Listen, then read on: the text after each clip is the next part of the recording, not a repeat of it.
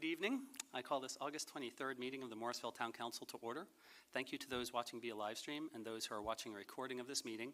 On August 29th, a video of this meeting will be uploaded to www.townofmorrisville.org/government/live-video.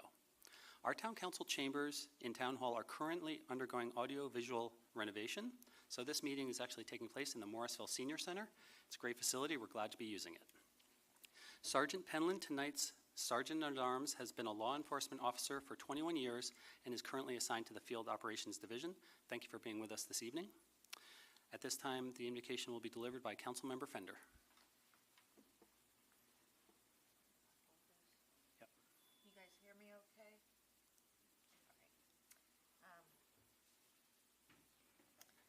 right. Okay, this is a Celtic prayer from Maureen Killoran. Spirit of all blessing, be with us. In the ordinariness of our days, may hope's light guard us and keep cynicism from our hearts. May the energy of laughter build endurance for the dark times of our lives. May creativity's vision grant the possibility of seeing old relationships with new eyes. May the oil of healing keep us from anger's hardness or despair. May the mantle of humility give courage to admit when we are wrong. May compassion's loom weave in us the discipline to forgive. May patience help us bear in mind that ours is not the only scale of time. May the flame of justice be a beacon for the choices we must make. May peace be ever in us and sustain our stressful days. Spirit of all blessing, be with us in the ordinariness of our days. Thank you. Thank you. All who are able, please stand and join in reciting the Pledge of Allegiance. See it on the monitors around you. I pledge allegiance to the flag of the United States of America and to the republic for which it stands, one nation, under God, indivisible, with liberty and justice for all. Don't have to sing the national anthem tonight. Excuse me. Before we adopt tonight's agenda, Town Council policy is to review and ensure there are no conflicts of interest or appearance of conflict of interest with any items on the agenda. Does anyone have anything they'd like to share at this time? Okay. Before we adopt, I'd like to request that we remove item 6B, as in boy, from the consent agenda, as the agenda packet does not include those draft minutes. Are there any other suggested changes to tonight's agenda? Okay, would someone like to make a motion to adopt tonight's agenda with that modification? I make a motion to approve this meeting's this agenda with that modification. I'll second. I have a motion and a second. All those in favor, please say aye. Aye. Any opposed? Okay, that carries unanimously, 7-0. There are 5 items on this evening's consent agenda, and now 4 because we removed one. Signature authorization for maps, plats, and other property documents, and approval of 1 June Town Council minutes and 2 July Town Council minutes. Would anyone like to pull any of those items for discussion? Okay, is there a motion to adopt tonight's consent agenda? So moved. I'll second. Motion and a second. All those in favor, please say aye. Aye. Any opposed? Hearing none, that carries unanimously, 7-0. There is one administrative report tonight, a quarterly capital projects update. These administrative reports are provided as information-only items unless council has any questions. Does anyone have any questions on this item? Okay, seeing none, we are moving right along. We have 4 presentations tonight.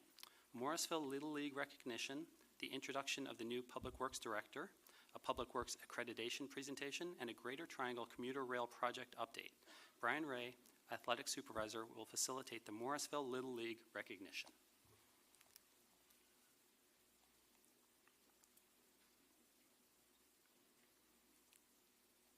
Good evening, Council. Good evening, staff. This evening, we want to thank you for allowing us to come before you and present a token of appreciation and achievement to our first All-Star Little League team from Morrisville. Morrisville has had a sanctioned Little League program in the Southeast region representing North Carolina's 6th District since 2017. With the support of longstanding local and district Little League programs, Morrisville has been building its league with quality play in mind. Our league works to provide opportunities to all interested players, as well as those that have a desire for competitive playing experience. Having our players participate alongside players from established leagues such as Clayton Little League, Southern Durham Little League, and Bull City Little League, which represented the state of North Carolina in the Southeast region this season, will help build courage, character, and loyalty. We strive to promote and expect good sportsmanship from our players, coaches, volunteers, and spectators. We hope to continue to support and promote baseball in our community with help from local stakeholders as long as town resources. At this time, players, please step forward to receive your certificate of achievement. This evening, we're going to name all 13 players on the team. We only have today with us 5 and our coach. We'll start with Jackson Cooper Moore.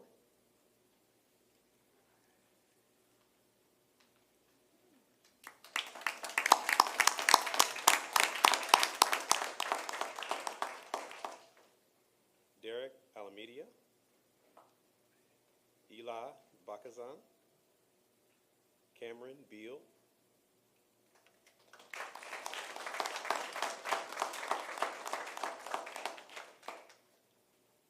Desmond Maxwell Champagne, Bryson Scott Diggs, Rohan Ram Dukapati, Rylan Gaffney, Trevor B. Galloway,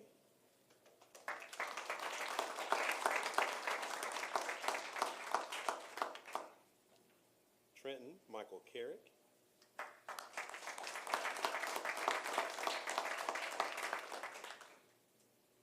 Henry Corda, Mingkoi Nguyen, and Landon Levon Ward.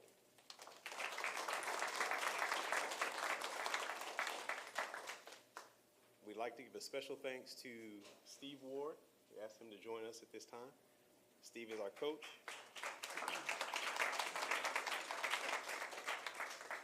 Steve has been a volunteer coach with us for, I would say, over 10 years at this point. He has volunteer coached for basketball, not only with Landon, but with his daughter, Leah. He is an integral part of the community that we have here in Morrisville when it comes to sports.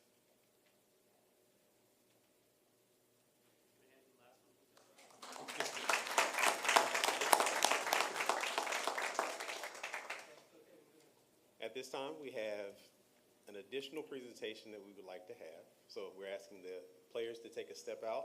Council members, if you can fill in behind them, we have something for council as well.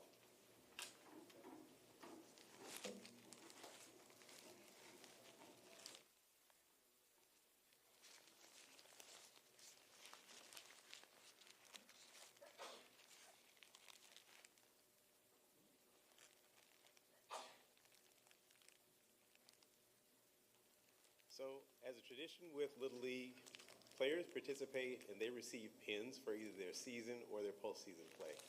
This year at the tournament, our players received their District 6 tournament pin, and we have one for each of the council members this evening.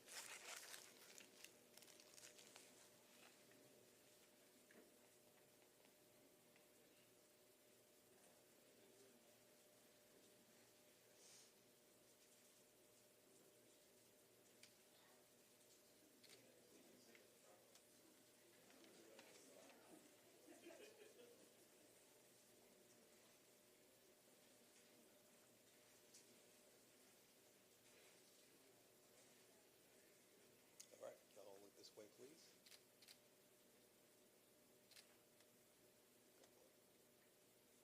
Thank you.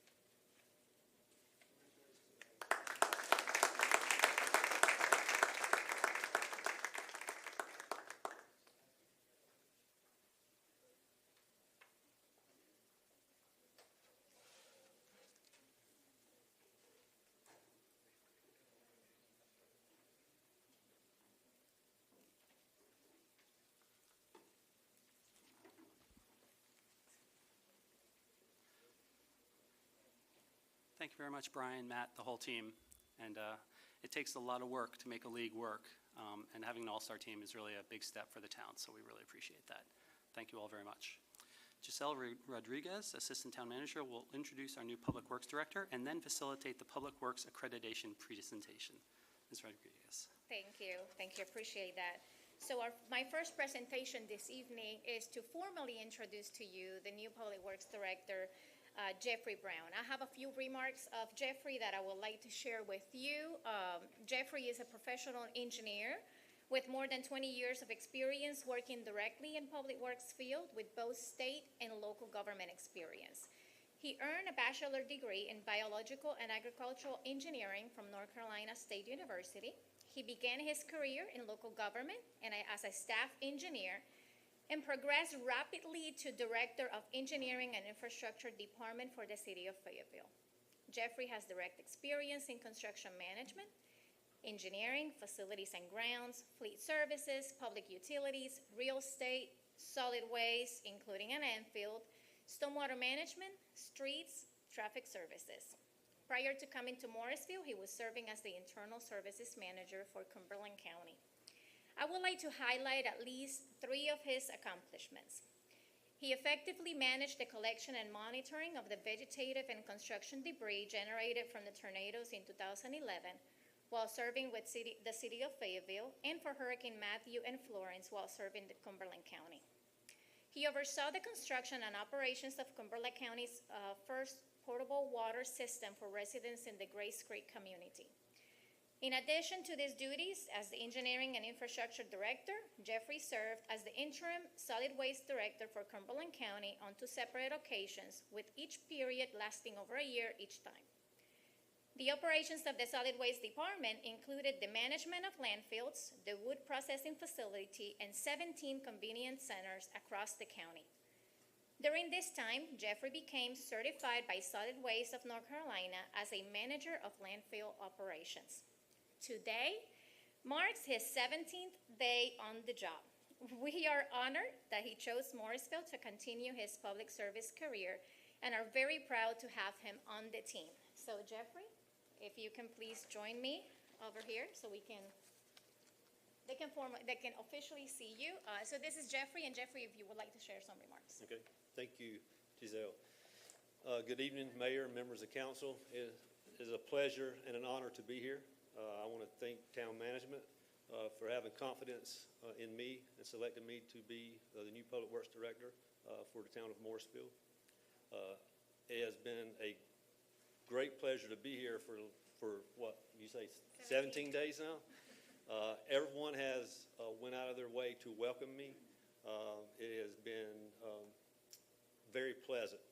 Everybody I've came in contact with has been nothing more than gracious, offered me a smile and a handshake and anything that I needed to get settled in, especially to the public works staff that are here.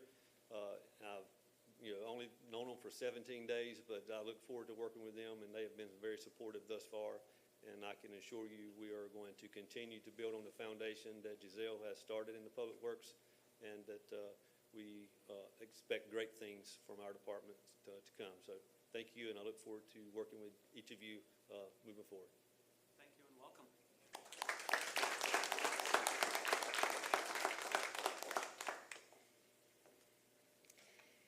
This next presentation is one that brings a lot of pride, makes me very proud of the Public Works Department. The Public Works Department received accreditation 4 years ago, and now it was time to get reaccredited because the accreditation only lasts for 4 years.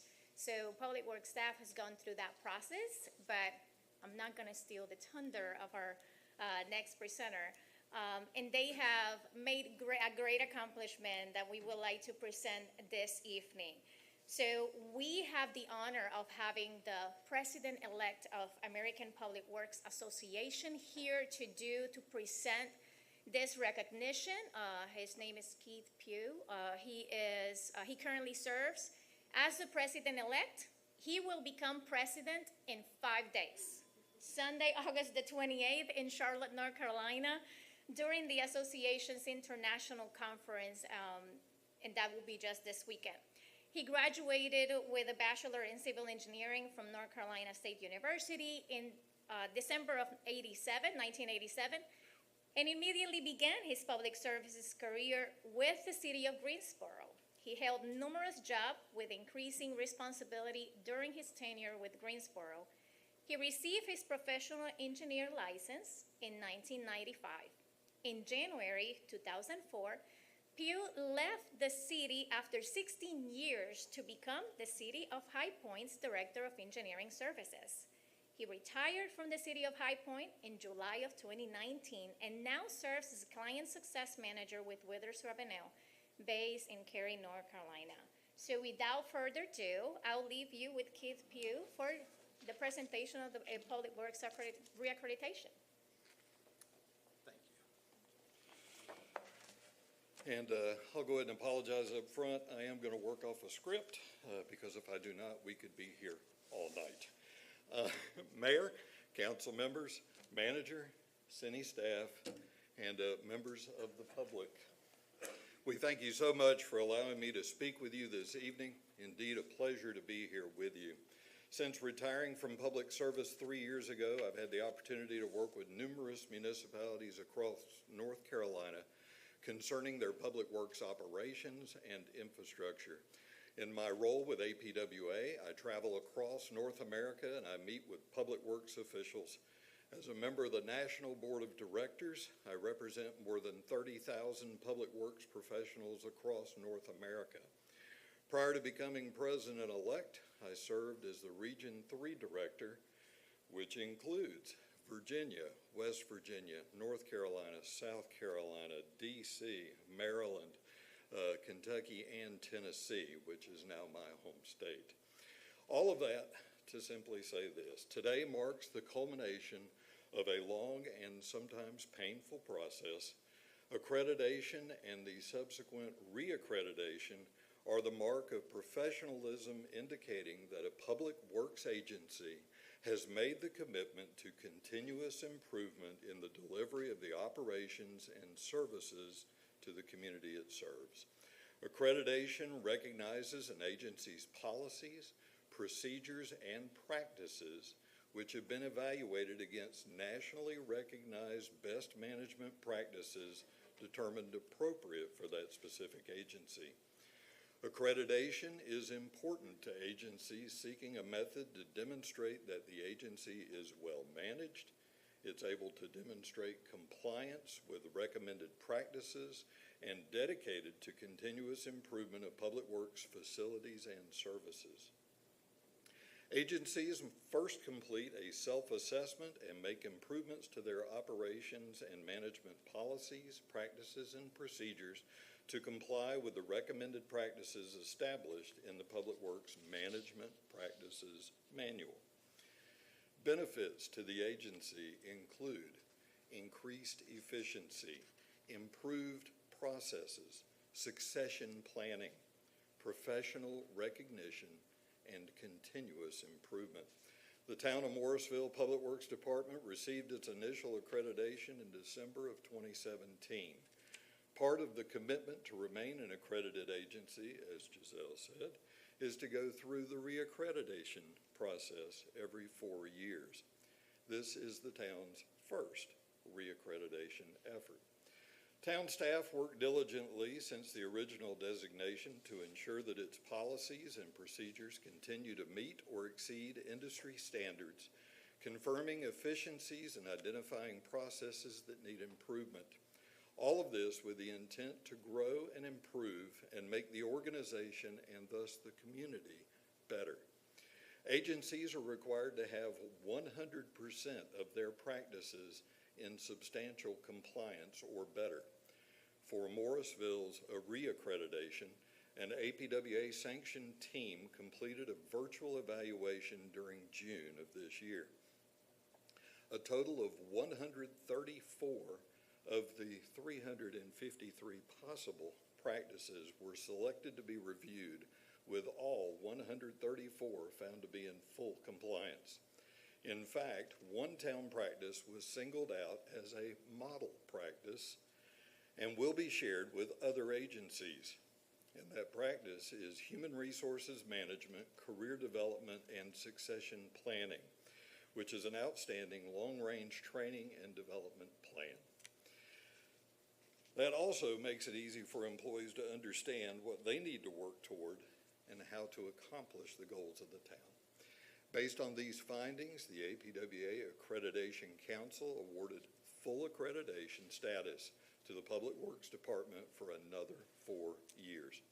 This is an outstanding achievement, and Steve Dickinson, the accreditation manager, Elizabeth Condroni, Senior Administrative Support Assistant, Kimberly Connolly, the Sustainability Coordinator, Stephen Spruill, the Assistant Public Works Director, Giselle Rodriguez, Assistant Town Manager but Public Works Director during the reaccreditation, and Jeffrey Brownell, your Public Works Director, along with the entire Public Works staff, are to be commended for this effort.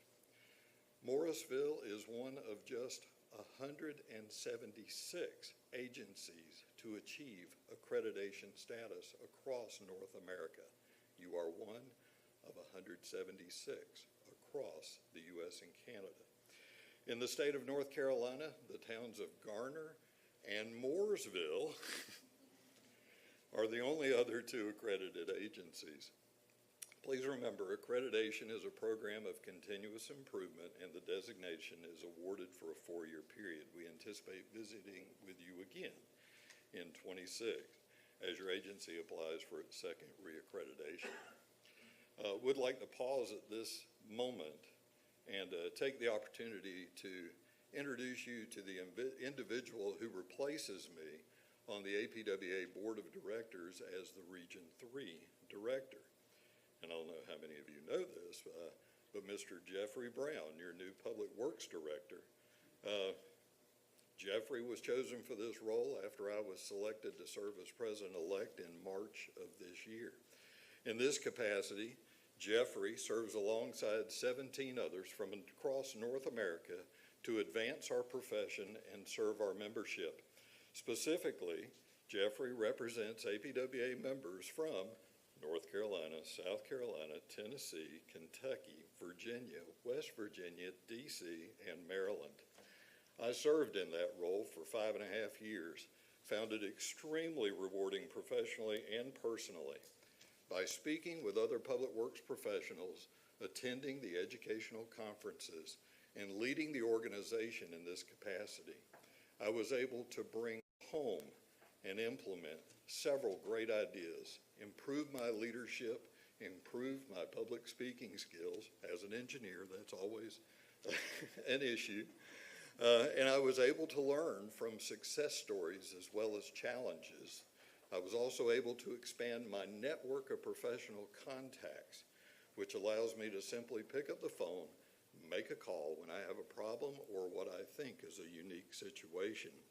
And almost immediately I can receive feedback or possible solutions. So thank you for your organizational support of Jeffrey as he continues in this role. So back to the reaccreditation. On behalf of the American Public Works Association, it is indeed my pleasure to formally announce the full reaccreditation of the town of Morrisville's Public Works Department. This simply tells me that you folks have folks in Public Works who are doing the right things, the right way, at the right times, for the right reasons. I believe the town staff already has the plaque, and it is here with us today. And we're going to show that off to you now. And congratulations to everyone involved on a job very well done. Your residents are the true winners of accreditation. And they should be very proud of you. So, thank you.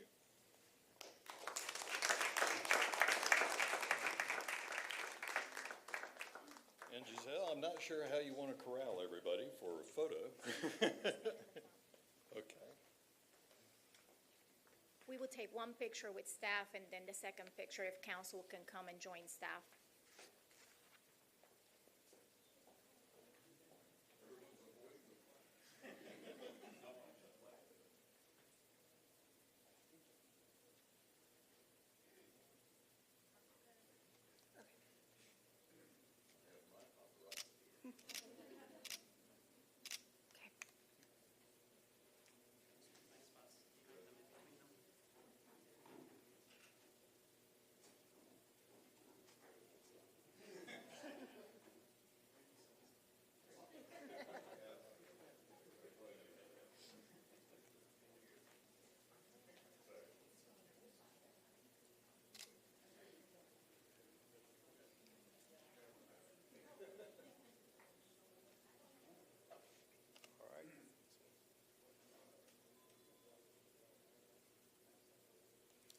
you tilt that picture down a little bit, because I'm getting a glare, sorry. Thank you. Okay, thank you.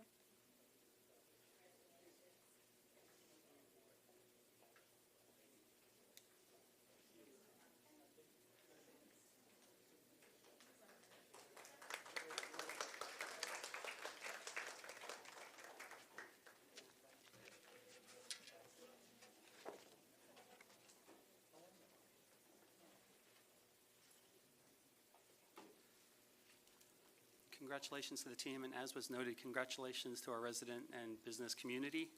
They are the true winners when Public Works does a great job and is efficient. It helps us all so very much. Now, we are going to move on. Danielle Kittredge, Senior Planner, will make the Greater Triangle Commuter Rail Project Update presentation. Ms. Kittredge. All right. Danielle Kittredge here. I'm here to introduce your next presentation.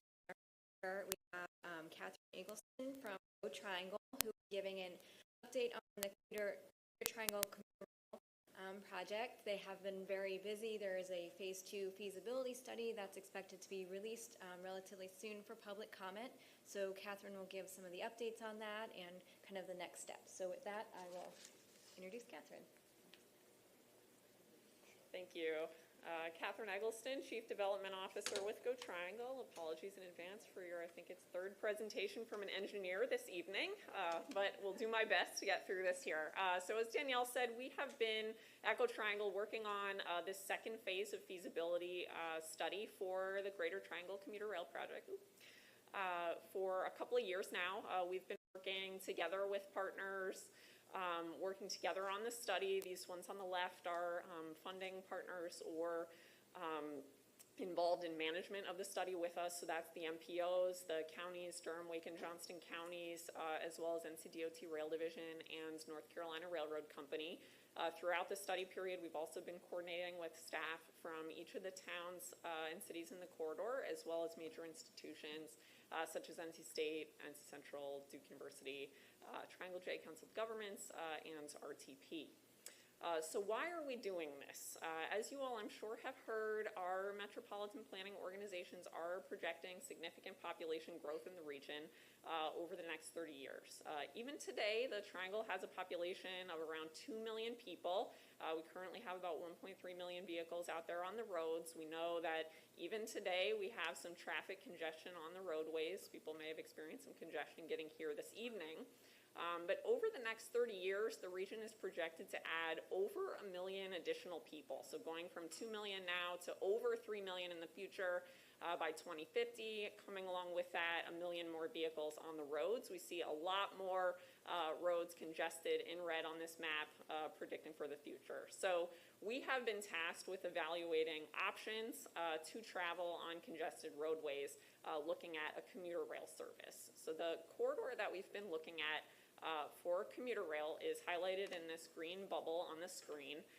This is a map of the location of where jobs are projected to be added over that time period between now and 2050. So you see that this job growth is projected to be very much aligned with the commuter rail corridor here.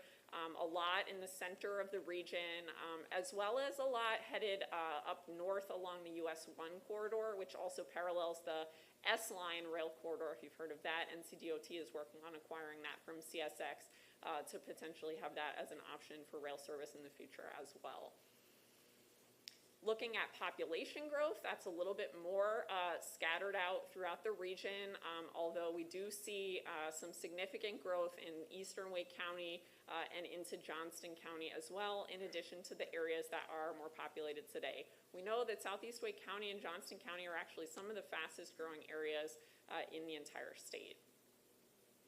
So for the feasibility study for commuter rail, what have we been doing? For phase 1, we looked at a variety of scenarios of different geographies for potential commuter rail service, from as large a study area as Mebane to the west to Selma in the east. We looked at a number of different scenarios for service, from as few as 7 round trips a day, just hourly service in the peak hours with 1 train in the midday, to as much as 20 round trips or 40 trains a day with a peak focus service with half-hourly service in the peaks and then a couple trains in the midday and weekends. From that phase 1 of study, we looked in more detail at potential to implement the higher level of service, the 40 trains a day, on the geography of West Durham to Garner or Clayton. So in this phase 2 of study, that's the area that we've been looking at. The feasibility study that Danielle mentioned we're about to release, the results will have 2 options laid out there. One option would be to implement commuter rail service from West Durham to Garner or Clayton as one project, or an option 2 to begin implementation with a starter service in Southeast Wake County while we continue to work on development of the remainder of the corridor. So I'll get to a few slides here that will explain why we're looking at that. So option 1 for moving forward with the full geography from West Durham to Garner or Clayton, this is a map you're likely familiar with of the current rail line connecting Durham with RTP, Morrisville, Cary, Raleigh, and then down to Garner, and then further into Johnston County. Our updated cost estimates for this full project is in the range of $2.8 to $3.2 billion. That is a bit higher than earlier estimates, about 50% higher actually, in part due to the inflation in the construction market that we've all been experiencing, as well as additional infrastructure identified by Norfolk Southern in this phase of study, and some other things identified during the feasibility work. We also have an updated estimate for operations and maintenance costs. It's about $42 million a year, again, a little bit higher than what was assumed previously. We do also have updated ridership estimates, though, 12,000 to 18,000 boardings a day by 2040, which is also higher. So that's the good news, also higher than what had been estimated before, again, because it has those updated population and employment projections. On schedule, we're expecting that this service could be implemented by 2033 at the earliest, 2035 with more conservative assumptions. Those assume that a decision is made to move forward this year, as well as that funding is identified. So again, this cost estimate is higher than what's currently assumed in the Durham and Wake transit plans. So that would need to be addressed. The funding challenge there would need to be addressed in order for this to move forward. So that leads us to option 2. People ask, higher cost, more difficult to get started now. Is there an opportunity to implement with a phased approach, identifying a portion of the corridor that could move forward sooner or now, and then continue working on development of additional phases or extensions to be able to build out the full regional vision? So that leads us to option 2. This was identified as potentially the portion of the corridor in Southeast Wake County that could be implemented the soonest, estimated to cost between $600 and $700 million, $15 million a year to operate and maintain, would carry about a third of the ridership of the overall service, between 4,000 and 6,000 boardings a day by 2040. Just for reference, Go Triangle, prior to the pandemic, was carrying over 6,000 riders a day on our full regional service, the whole triangle. So this is a significant amount of riders. With start of service here estimated as early as 2031 or 2033 with more conservative assumptions. So again, those dates assume a decision made to move forward this year, as well as identifying funding. So why are we looking at the eastern portion as a potential for phase 1? Why was that identified in the study? So one reason is that's the area with the most robust travel demand in the model. This is just a graphic of the ridership. So we have strong ridership throughout the corridor, Durham, center of the corridor, Morrisville, as well as in Raleigh and east towards Garner. But we do see the most boardings in that southeast portion. We also have identified in the feasibility study that the challenges to implementation are not uniformly distributed across the corridor. I mentioned earlier Norfolk Southern identifying some additional rail infrastructure that was driving the costs. The majority of that is located in Durham in this red section on the map.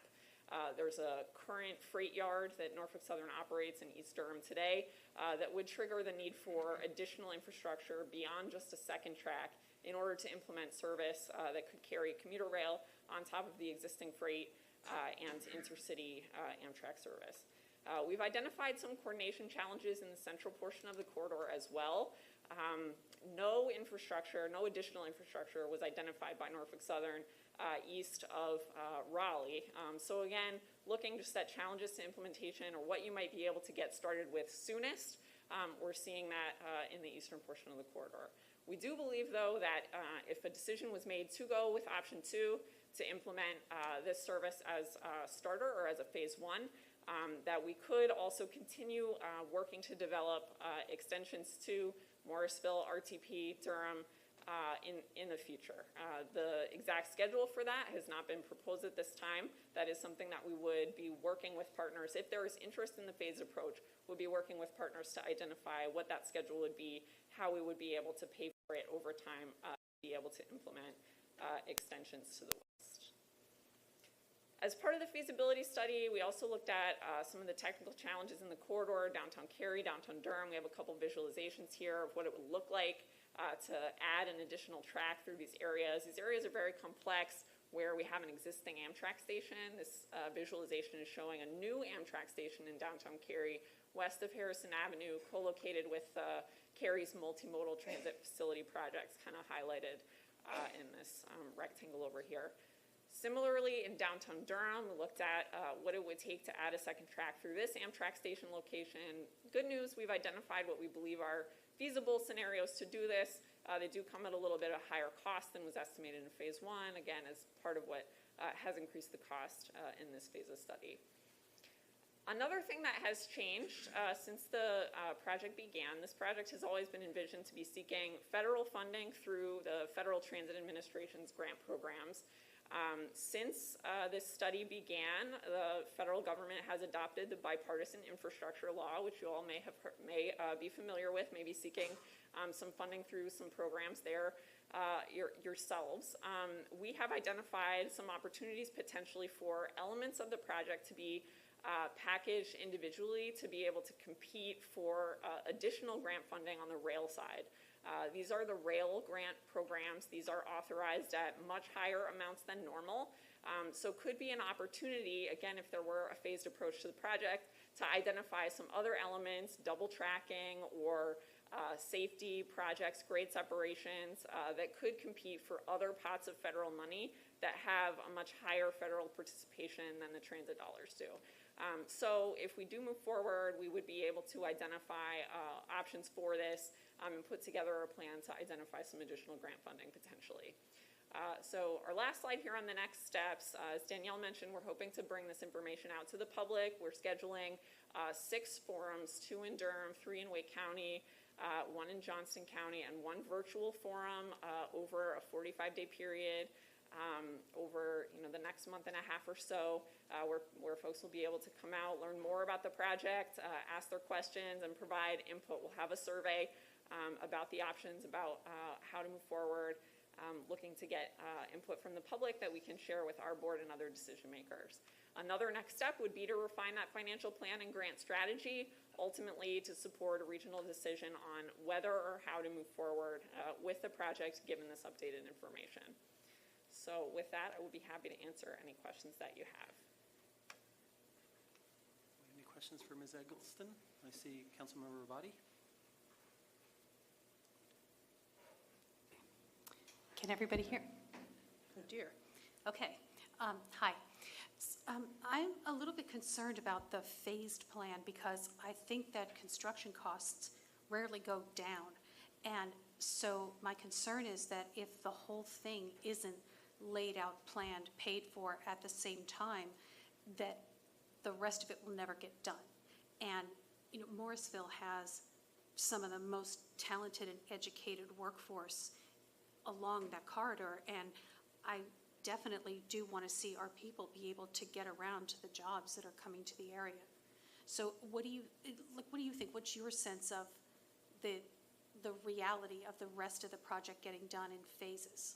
Yeah, rising construction costs is definitely a concern, definitely something that we'll be looking at. We are forming a working group with Campo and other participants in the Wake Transit plan to take a look at these questions of the financial feasibility of phased implementation. So we'll have more information about that, about the affordability of if you move forward with phase 1 now, when might you be able to afford phase 2 and then kind of extend from there. That's very important information that we want to look at and are starting to get that now. One of the Kind of offsetting pieces is that the region is growing a lot. This funding source is sales tax, and the projections for the revenues will go up in the future. So although we do have the concern about rising construction costs, there may also be more affordability just because there's more revenue to work with in the future. And what about reinvesting some of the ridership profits from Phase 1 to fund Phase 2? Is that a possibility? That's certainly an option, yeah, that any fares collected on Phase 1 would go to offset those operations and maintenance costs that we talked about, making more money available overall to the plan. Thank you. Mayor Pro Tem Johnson, followed by Councilmember Fender, please. So, Catherine, you said if a decision is made this year, then you reference some dates for each of these options. Is there for a decision to be made? We'll be working with our partners to take stock of the input that we get over this 45-day comment period and see where that stands as far as what recommendations, what insight we can gain from the input we receive from the public, from stakeholders, from groups like this, to be able to inform that decision making. So we are anticipating being able to bring the results of that feedback to Go Triangle's board and the funding partner boards, the MPO boards, the county boards, in the November timeframe, so that decision making could be as early as November, December of this year. Okay, good, thank you. And then as far as input, I assume a letter or something from this council, if we reach some consensus, would be appropriate? Yeah, absolutely. We'll be working with Danielle and other staff partners on what the format of that would be, whether it's a letter or resolution of support for a recommendation or something like that. But absolutely, today we're just looking to bring this information, but we would be happy to come back when we're able to share again the results of some input to be able to get a formal comments from this body. Okay, good, because I would like to do that as a council. And I'm just going to kind of echo some of the comments that Councilmember Robati just spoke about. There's one option that obviously is far better and advantageous to the town of Morrisville than the other. And, we've been waiting a long time, and you know that better than anyone, but we've been waiting a long time for this commuter rail project. And the town of Morrisville has been planning for a station. So the sooner the better, quite frankly. Yeah, absolutely. I think the challenge that we do have with that option one is the fact that the cost is so much higher than what's already been planned for. So identifying that additional funding would take time as well. Thank you for saying that's fair. Yeah, thank you. Councilmember Fender, followed by Councilmember Rao, please. Yeah, thank you for presenting this information to us tonight.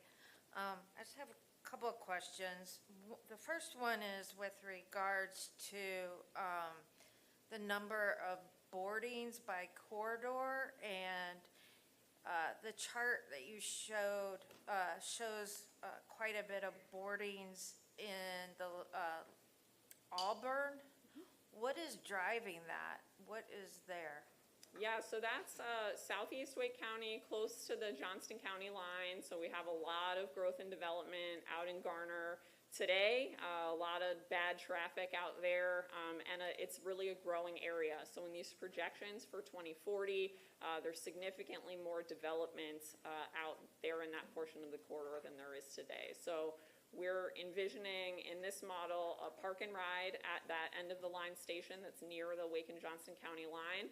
So that's really being driven by people that are driving from kind of all over that area to board at that end of line station and come in to Raleigh and Points West. Okay, I understand that. And then your slide here with the overlay for downtown Cary, you seem to indicate that this was a challenge for this train station in that location. Can you say a little bit more about that? Sure. So in downtown Cary, I'll just scroll back to that slide quickly. So in downtown Cary, there is one track that runs through this area today. The Amtrak station is east of Harrison Avenue. When Amtrak trains are serving that location, the Amtrak trains actually don't even fit between the two roadways. They block one of the crossings. So there's a kind of a challenge from a traffic and railroad operations standpoint with that.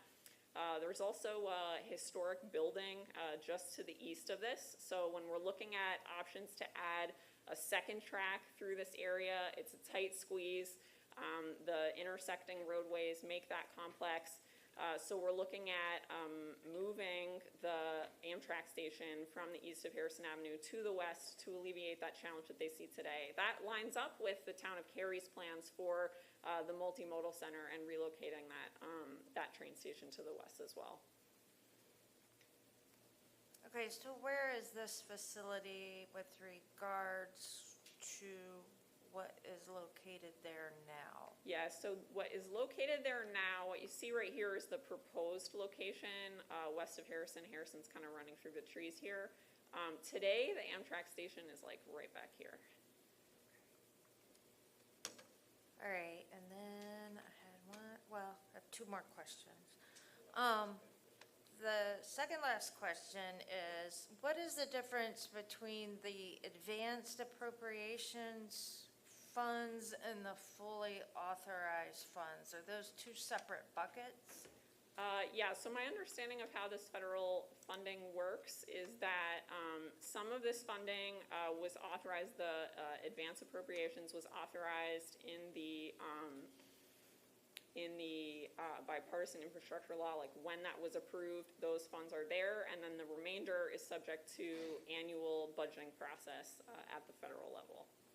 So there will be at least I think it's top amounts, but then potential for increases to the bottom amounts as well, authorized in the bipartisan infrastructure law. All right, thank you.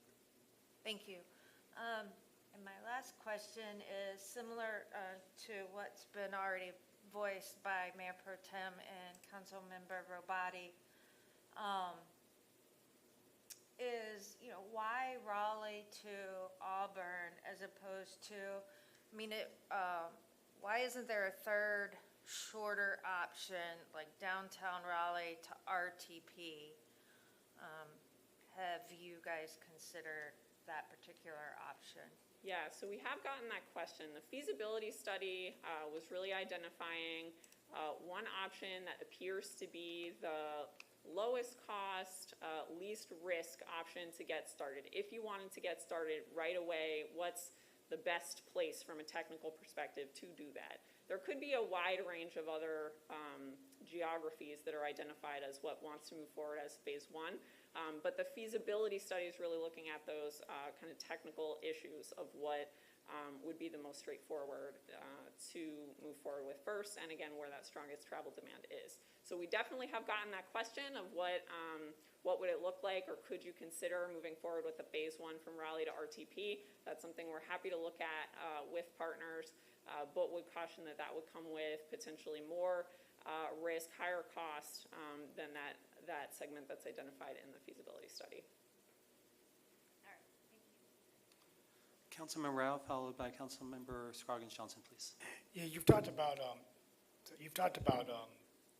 the working on different grants and things like that. So really not a question, more of a comment, but the way I've looked at it, North Carolina is receiving about $2.2 billion of just projects. I think 100 projects have been identified. So I think whatever you all can do to, and I'm sure you're already doing it, but to work with Congressman Ross and Senator Tillis and Senator Burr, because I find it hard to believe that this is such a significant project.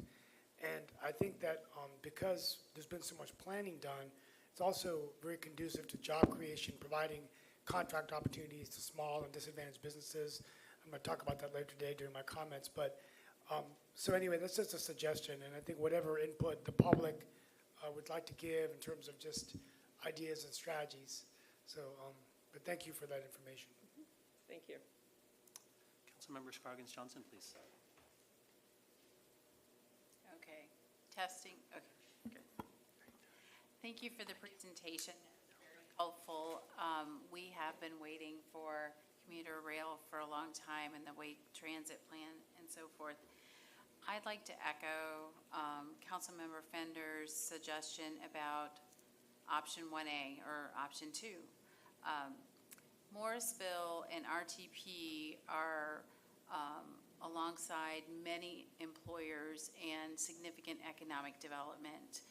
And my concern with option 1, although it could be shovel-ready much faster, is that you decrease the access for individuals that will not have ready access to employment centers that might not otherwise be able to afford cars or other commuter costs. So you're lowering barriers by extending beyond Raleigh to RTP, the light rail.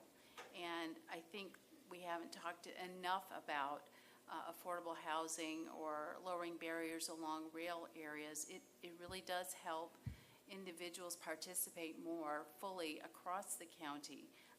I do understand and respect the barriers you presented related to the Durham County and downtown Durham, but if we could explore extending to RTP and see what feasibility there is. The airport is also a stakeholder in that extension and possibly would be a partner in that project as well. So, thank you. Thank you. Okay. I think everyone's had an opportunity to speak.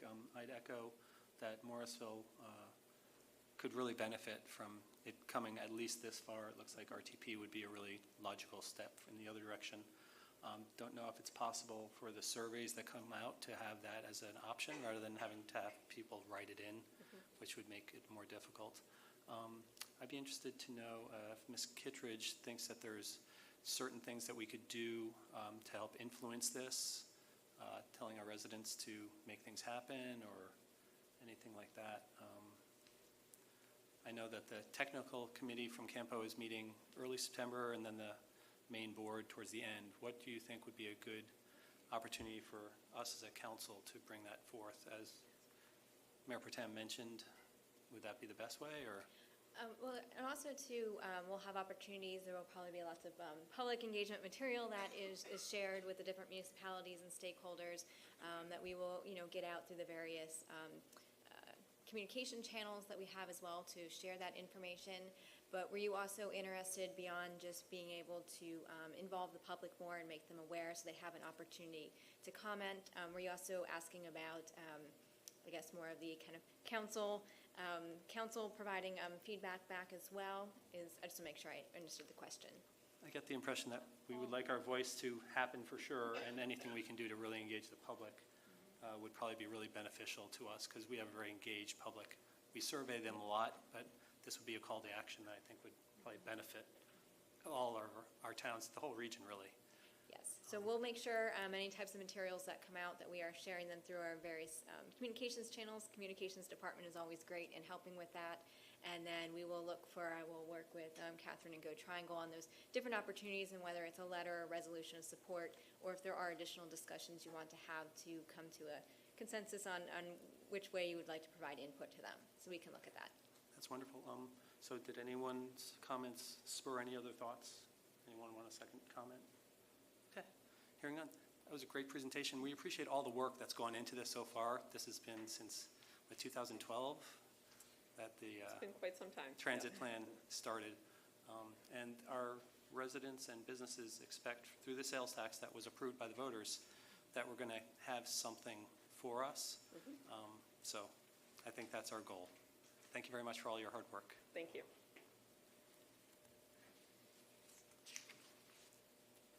Okay. At this point, I'd like to recognize our Deputy Town Clerk, Erin Hudson, who will present any public comments received.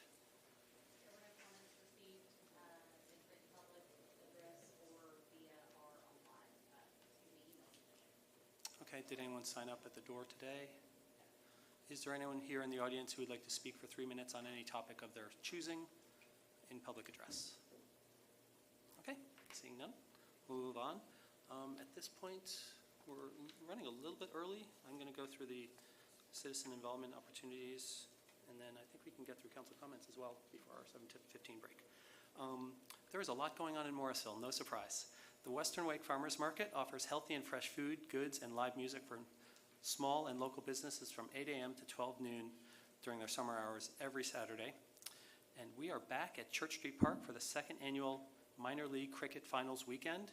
If you love cricket or new experiences as much as we do, then join us for a free, fun-filled weekend in Morrisville on August 27th through 28th. The Pacific Conference Final, which is the Silicon Valley Strikers versus the Seattle Thunderbolts, will be Saturday, August 27th at 1 p.m. The Atlantic Conference Final will be New Jersey Stallions versus Atlanta Fire, Saturday the 27th at 5:30 p.m. And then the National Championship Final will be Sunday the 28th at 5 p.m. Under the lights, it's really stunning. Just for information, there will be no on-site parking at Church Street for the tournament weekend. Parking will be available with frequent shuttle service from both Cedar Fork Community Center at 1050 Town Hall Drive and Iron Mountain, located at 826 Church Street. Moving on, the Fall White Goods Collection Day will be Thursday, September 8th. Registration is required in advance and must be received by Monday, September 5th at 5 p.m. Learn more and register at MSV White Goods on our website. Revolution, the band, will play at the Final Music in the Park event at the Healthy Food Hub on September 9th from 6:30 p.m. till 8 p.m. This five-piece band is known for its amazing harmonies, and they sing the entire Beatles catalog from 1962 to 1970. You're invited to sing along and dance to the music at this free concert. The Doherty's Paddy Wagon, good Irish food truck will be available for refreshment. And there's two save the dates on our horizon for later in September. The town of Morrisville will have an international festival on September 24th from 2 p.m. until 6 p.m. It will take place on Town Hall Drive. We are accepting applications for organizations to join the festival in two categories: cultural organizations that would like to have a tent at the event to share information about your culture. Ideally, you would be able to provide some sort of hands-on educational activity for attendees and or be able to display educational information about your culture. And the second category was artisans who would like to sell their arts, crafts, clothings, etc., representative of a specific culture. Thanks to Leslie Haney and the entire Parks and Rec staff for creating these opportunities for our residents to celebrate our diversity together. The Parks, Recreation, and Cultural Resources will be hosting a Movies in the Park at Morrisville Community Park, 1520 Morrisville Parkway, on September 30th at 8 p.m. The movie will be English Vinglish. The showing is free, and attendees are encouraged to bring their own chairs or blankets on the lawn, and there will be dinner or snacks. Trader Joe's will be on-site sampling snacks and beverages. As always, for a full listing of our events, please see the town calendar at www.townofmorrisville.org. At this point, we're at council and manager comments. I'd like to first recognize Mayor Pro Tem Johnson, followed by Councilmember Garamella. Thank you. So first, I want to echo my congratulations to our Public Works Department on their reaccreditation and their presentation tonight. It is not an easy task, and I'm going to repeat what we heard tonight, that our Public Works Department is one of 176 in the whole of North America to receive this accreditation. And I don't know how many cities and towns there are in America, but that is pretty significant. And I know in North Carolina, we heard that our Public Works Department is one of 3. And I know in North Carolina, we have just over 540 cities and towns of various sizes. So for the town of Morrisville, this is significant, and I really do congratulate each and every one of you in the department.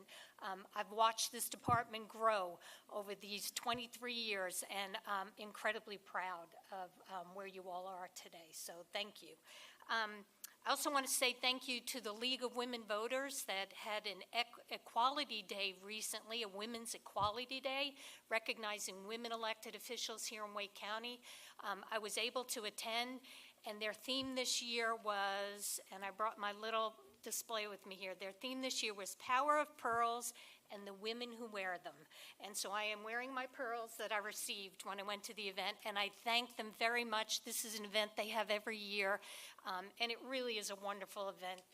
not only do we get to see each other across Wake County, all our local elected officials, county, state, and even federal elected officials are recognized. And it's really nice to be able to socialize with the other women in the county. And then, of course, it's always a pleasure to be recognized. So I thank the Wake County League of Women Voters for that. And then I'm going to end on a sad note. As those of you who were listening 2 weeks ago when we met, I talked about the loss of Wayne County Deputy Sergeant Fishman, and he gave his ultimate sacrifice to the community. And unfortunately, need to recognize tonight that we've lost a Wake County deputy. Wake County Deputy Ned Berg also gave the ultimate sacrifice, and I want to say his name, and I want to make sure that we never become numb to these situations that unfortunately are occurring way too frequently. So to the Wake County Sheriff's Department, I want to say I wish you all peace and comfort in the days ahead. And to our own police department, thank you for your service. Thank you. Councilmember Garamella, followed by Councilmember Scroggins Johnson, please. Yeah, I want to echo same what Liz said regarding public works accreditation. I think we don't thank enough, but you guys keep the lights and everything rolling. Thank you for everything that you do.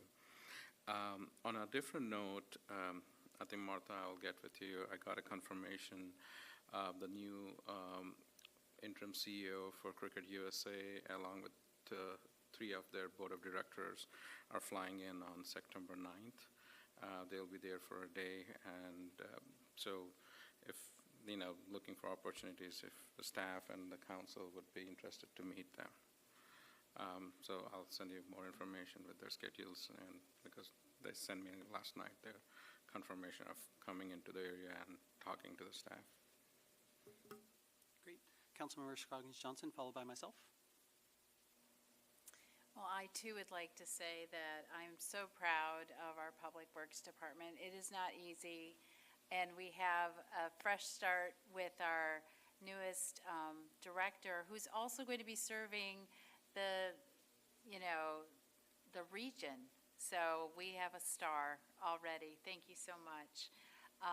It's so incredible to be part of Morrisville. We have national accreditation for Public Works, fire, and police. So we are really an amazing place to be. So I'm very proud of this town and the work of our staff and our public for making it such a great city.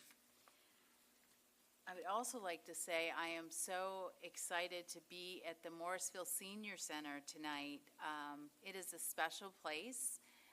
We haven't had it for very long, but wow, we've really leaped up to the challenge of holding a town council meeting here in a temporary way. But I want to come back here more now that I see the friendly decorations and how flexible the space can be used. So I'm very proud of the senior center and where it is today. So thank you. Thank you. Councilmember Rabati will be after me. Congratulations to Public Works, doing a great job. Our entire staff is world-class. Many are accredited. I'd like to say a few happy days for lots. Happy Independence Day for India, that was last week. Happy Senior Citizens Day, which was past Sunday. Happy Tej Festival to our Nepali community, which happens next week. And I am looking forward to some world-class cricket this weekend. I hope we have great weather, and a lot of people join us at Church Street Park to learn about this exciting sport. Councilmember Rabati, followed by Councilmember Fender. Thank you, Mayor. I wanted to extend a welcome to Jeffrey or Jeff Brown? Okay, well, welcome.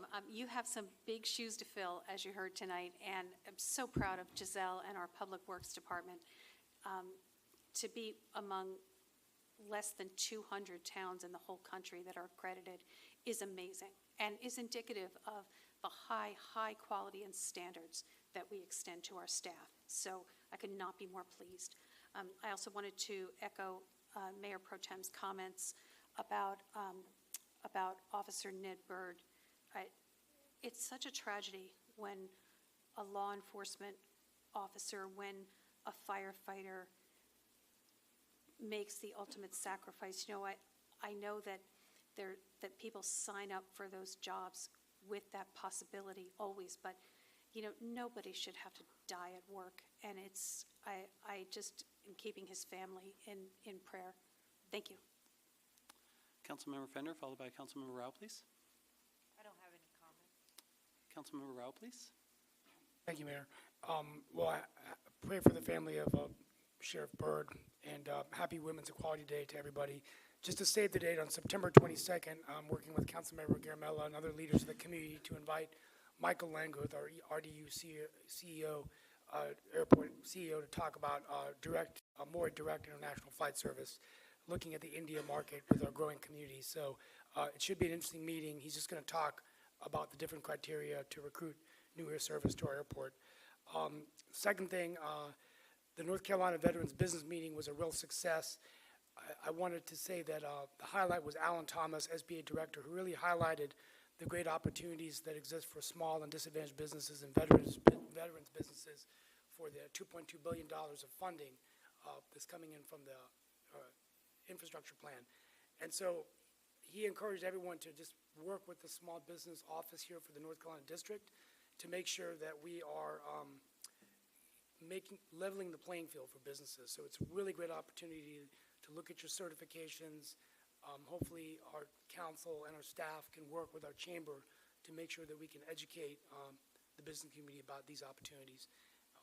He does plan to come back to the area, so we'll try to host a visit. I want to thank the North Carolina Secretary of Technology, James Weaver, for visiting Cary last week at the IT Serve Alliance meeting, and the Digital Summit in North Carolina was a real success, so I'll be sharing notes on that. Happy Indian Independence Day. And the final two things, I want to congratulate Chair Sig Hutchison, who last week received the County Commissioner of the Year by the North Carolina Association of County Commissioners.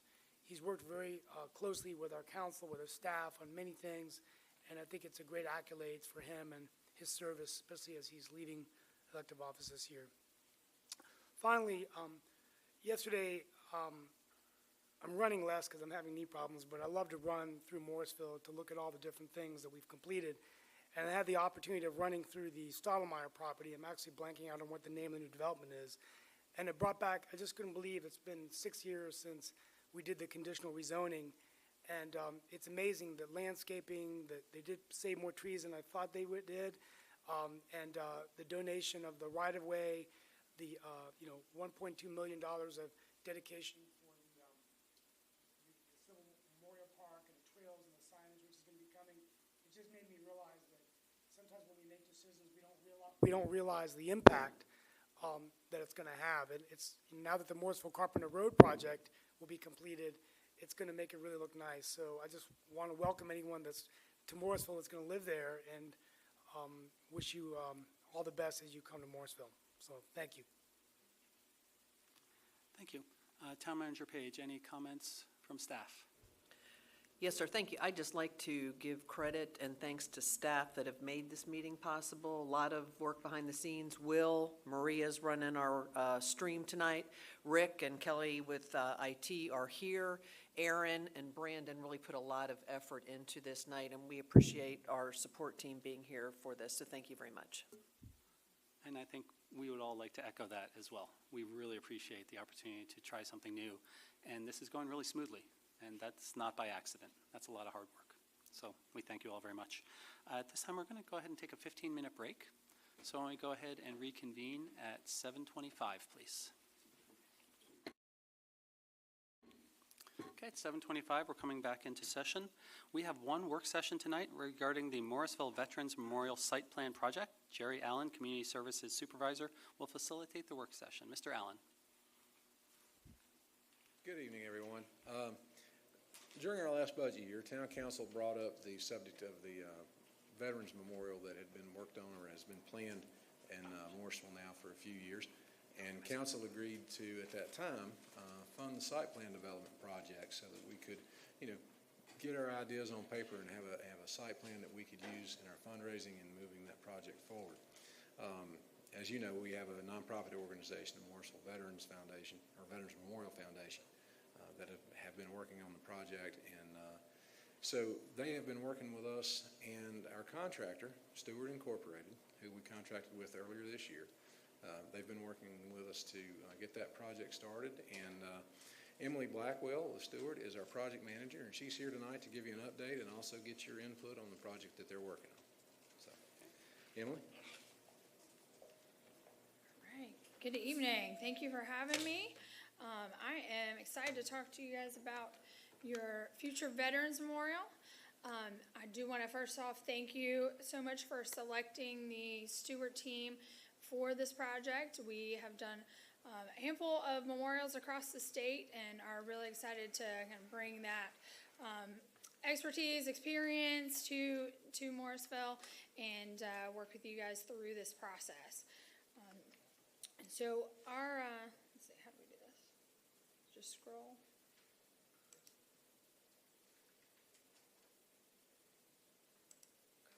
Okay, so like Jerry said, my name is Emily Blackwell. I am the project manager. I'm a landscape architect. I'm also our market lead for community spaces at Stewart, which is basically all of our Parks and Rec work. So kind of a fancy name, so for whatever reason, whoever came up with that. And then also on our team is our architecture partners with Stitch Design Shop. They are a very innovative group, and they like to say that they do parkitecture. So we are really excited to have them on our team. I actually met with them today, starting some little sketching earlier today at their office on this project, as well as Harris Cost. They are our cost estimating partners who will, as we go through the different schemes and get to some concepts and ideas, that you guys will also have the financial information for what these proposed options will cost. So that'll be a really important piece of your decision making, as always.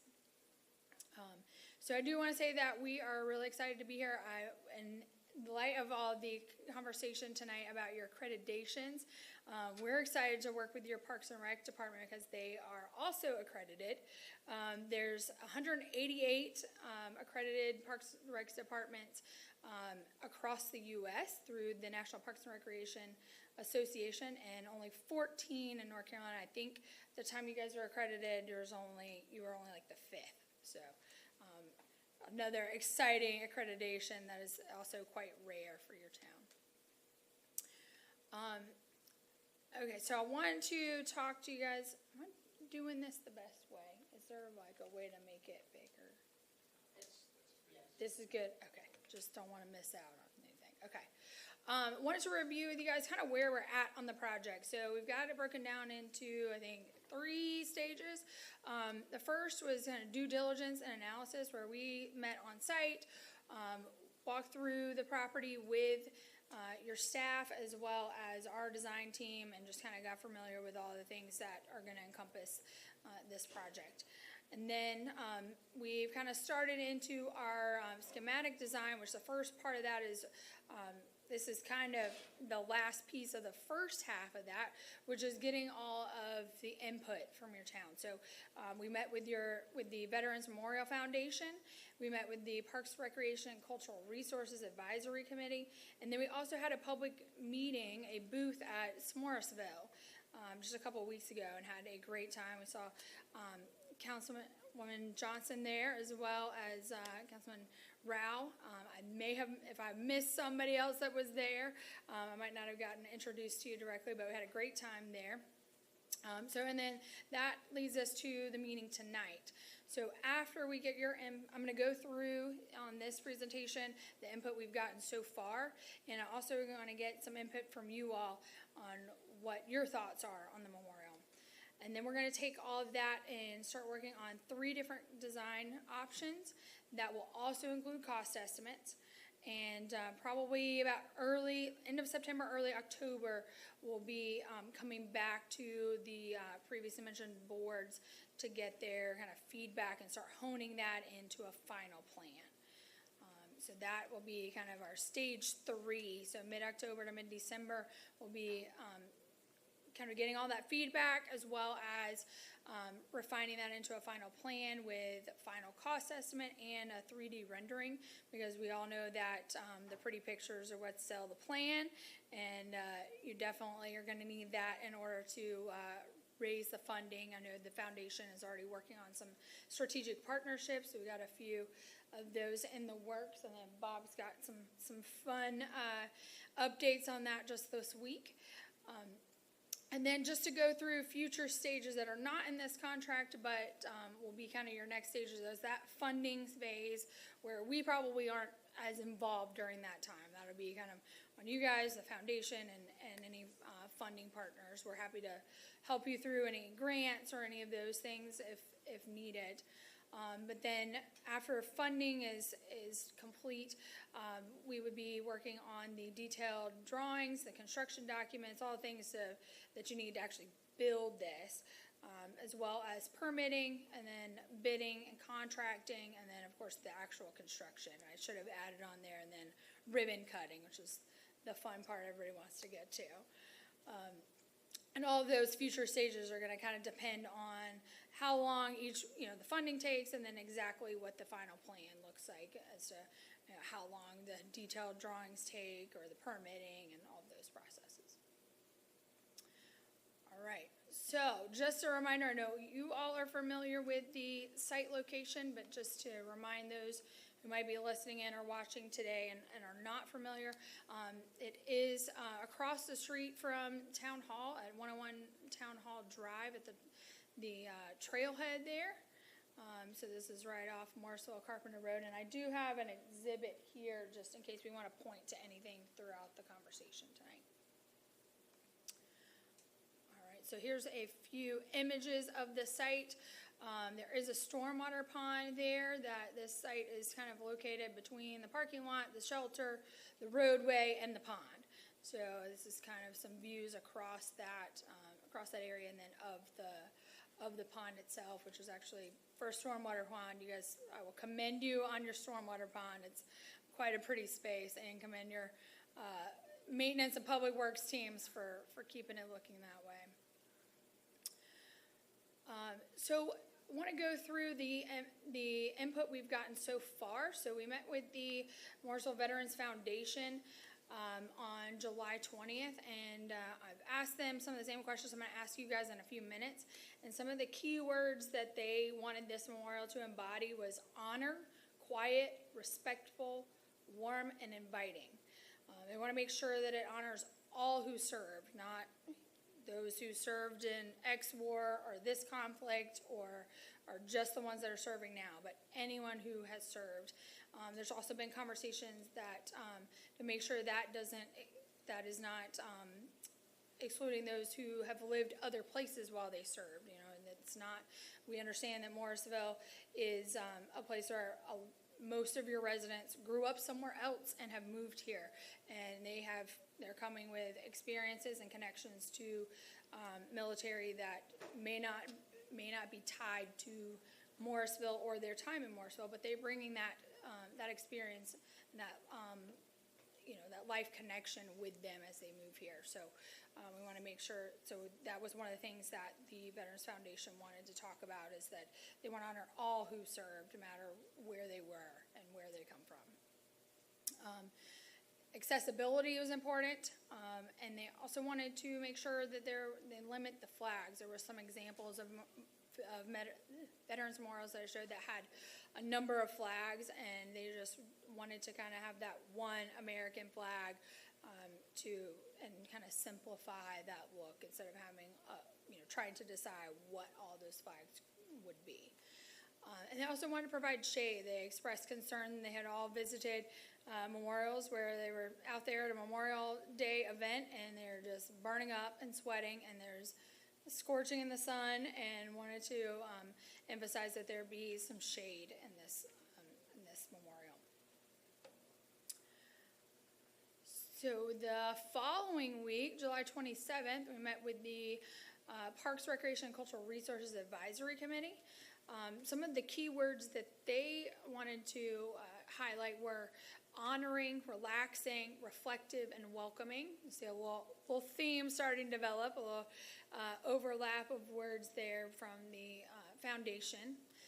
And they wanted a place that people will actually go to, not something that you just drive by. We've all seen the memorial on the side of the road, or even there's some nearby towns that have memorials that you drive by, you see it, but when have you stopped and pulled over and actually visited it? So they wanted to emphasize that it's a place that you actually want to go, want to spend time in, and want to walk through and experience on a personal level. They mentioned gardens or a pastoral setting being a potential type of memorial, and wanting it to be kind of a lush space. That was something that they were interested in. There was also discussion at both of these meetings about what branches of service should be included. And I know we had a discussion at the Veterans Foundation meeting about whether or not the National Guard should be honored separate of the other 5 branches. And then there was also a discussion at the Parks Commission, or Parks Advisory Committee, about whether to include Space Force, as it is identified by the Department of Defense as a branch of the military. So none of those have been decided on, so that might be something we want to touch on in our discussion tonight as well. They also emphasized accessibility and shade, so that came up in that meeting as well. So leading from that into our Morrisville, I don't know if I can make this a little bigger. We had a very fun group. We got there early and we're trying to set up, and we got there a little too early, and we were the only people trying to set up a booth, and there was no one there. And in about 30 minutes, booths were set up, s'mores were being made, and here came, 300 people out to that event. So if you haven't been, it was a fun evening of good chocolatey, mushy goodness, and just fun out there with music and entertainment. So, but we had a booth set up, and these are some images from there where we engaged the public in a few activities, and I'll walk you through the results of that. So we had everybody scan a QR code as they came into our booth and fill out a survey as a means of our sign-in for the evening. We had 38 people fill that out. Based on some of our other engagement, it was more like 50 people. So I think some people got distracted by our other activities and didn't fill out our QR code, but they did give the rest of their input. This QR code was really just to get their name, email, if they want to get some information in the future, and know where their zip code is. The reason we ask about zip code is due to some of the grant applications that you may want to apply for.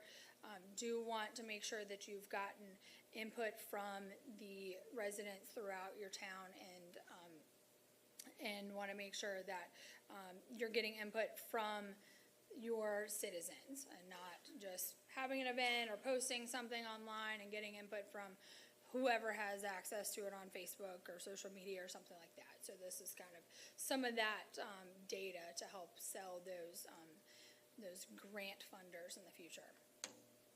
So most of them did come from the 27560 zip code.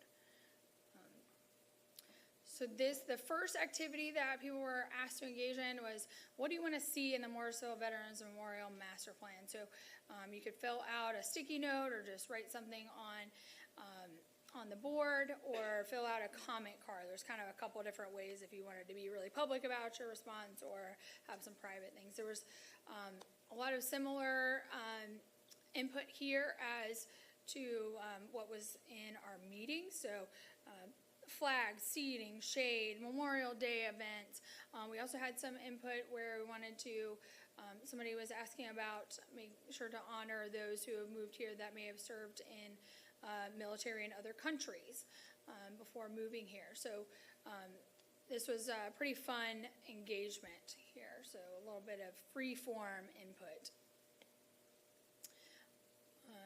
The next activity was they were given 4 tickets and 8 different items to put their tickets into the corresponding mason jar. So those elements were shade, public art, interactive displays, and a fountain, as well as a gathering space, garden, interaction with the pond, or a symbolic monument. So these images that you're seeing were printed out and taped to the tables in our booth, and there was a corresponding mason jar next to those, and they were given 4 tickets to basically vote on what their favorite elements or the elements that they would like to see incorporated into the memorial. So these 8 are ones that kind of came out of some of those discussions and ones that are frequently included in memorials so that we could kind of start to prioritize what would be included in our future concept designs.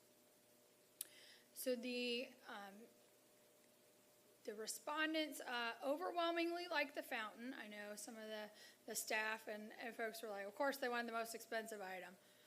Well, everybody likes a fountain, everybody likes the interaction with the water, so I think that is indicative of this. I do believe that some of the early concepts when the foundation was being formed included a fountain or had some language about the potential of a fountain, so I'm not sure if that had any influence or not, but that was kind of our leading answer.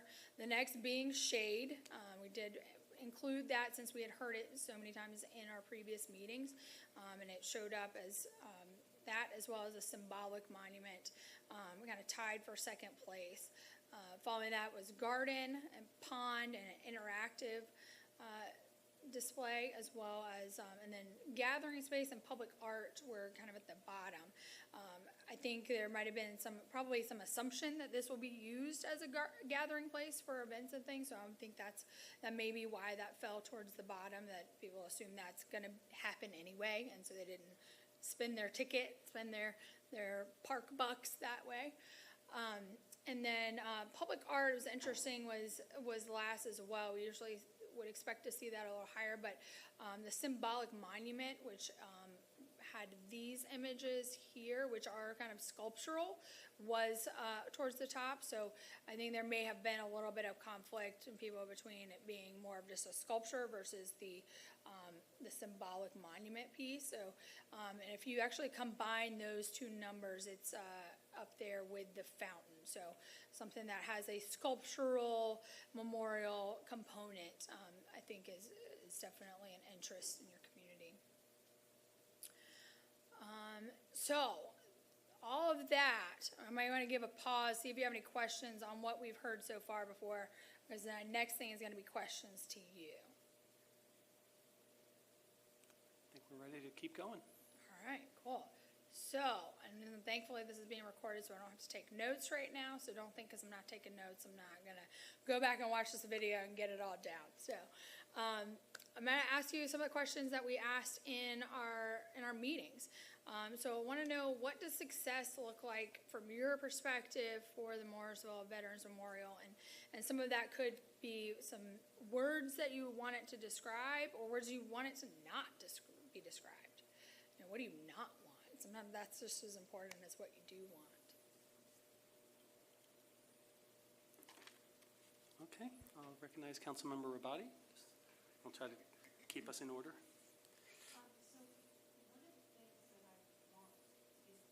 The veterans to be proud of it. Oh, thank you. Look at you. I want the veterans to be proud of it. I want veterans to want to go there, to feel that the space is indicative of the respect that we have for them. And I want it to be, I don't want it to be flashy. I want it to be a respectful tribute to veterans. Okay, thank you. Councilmember Rao, please.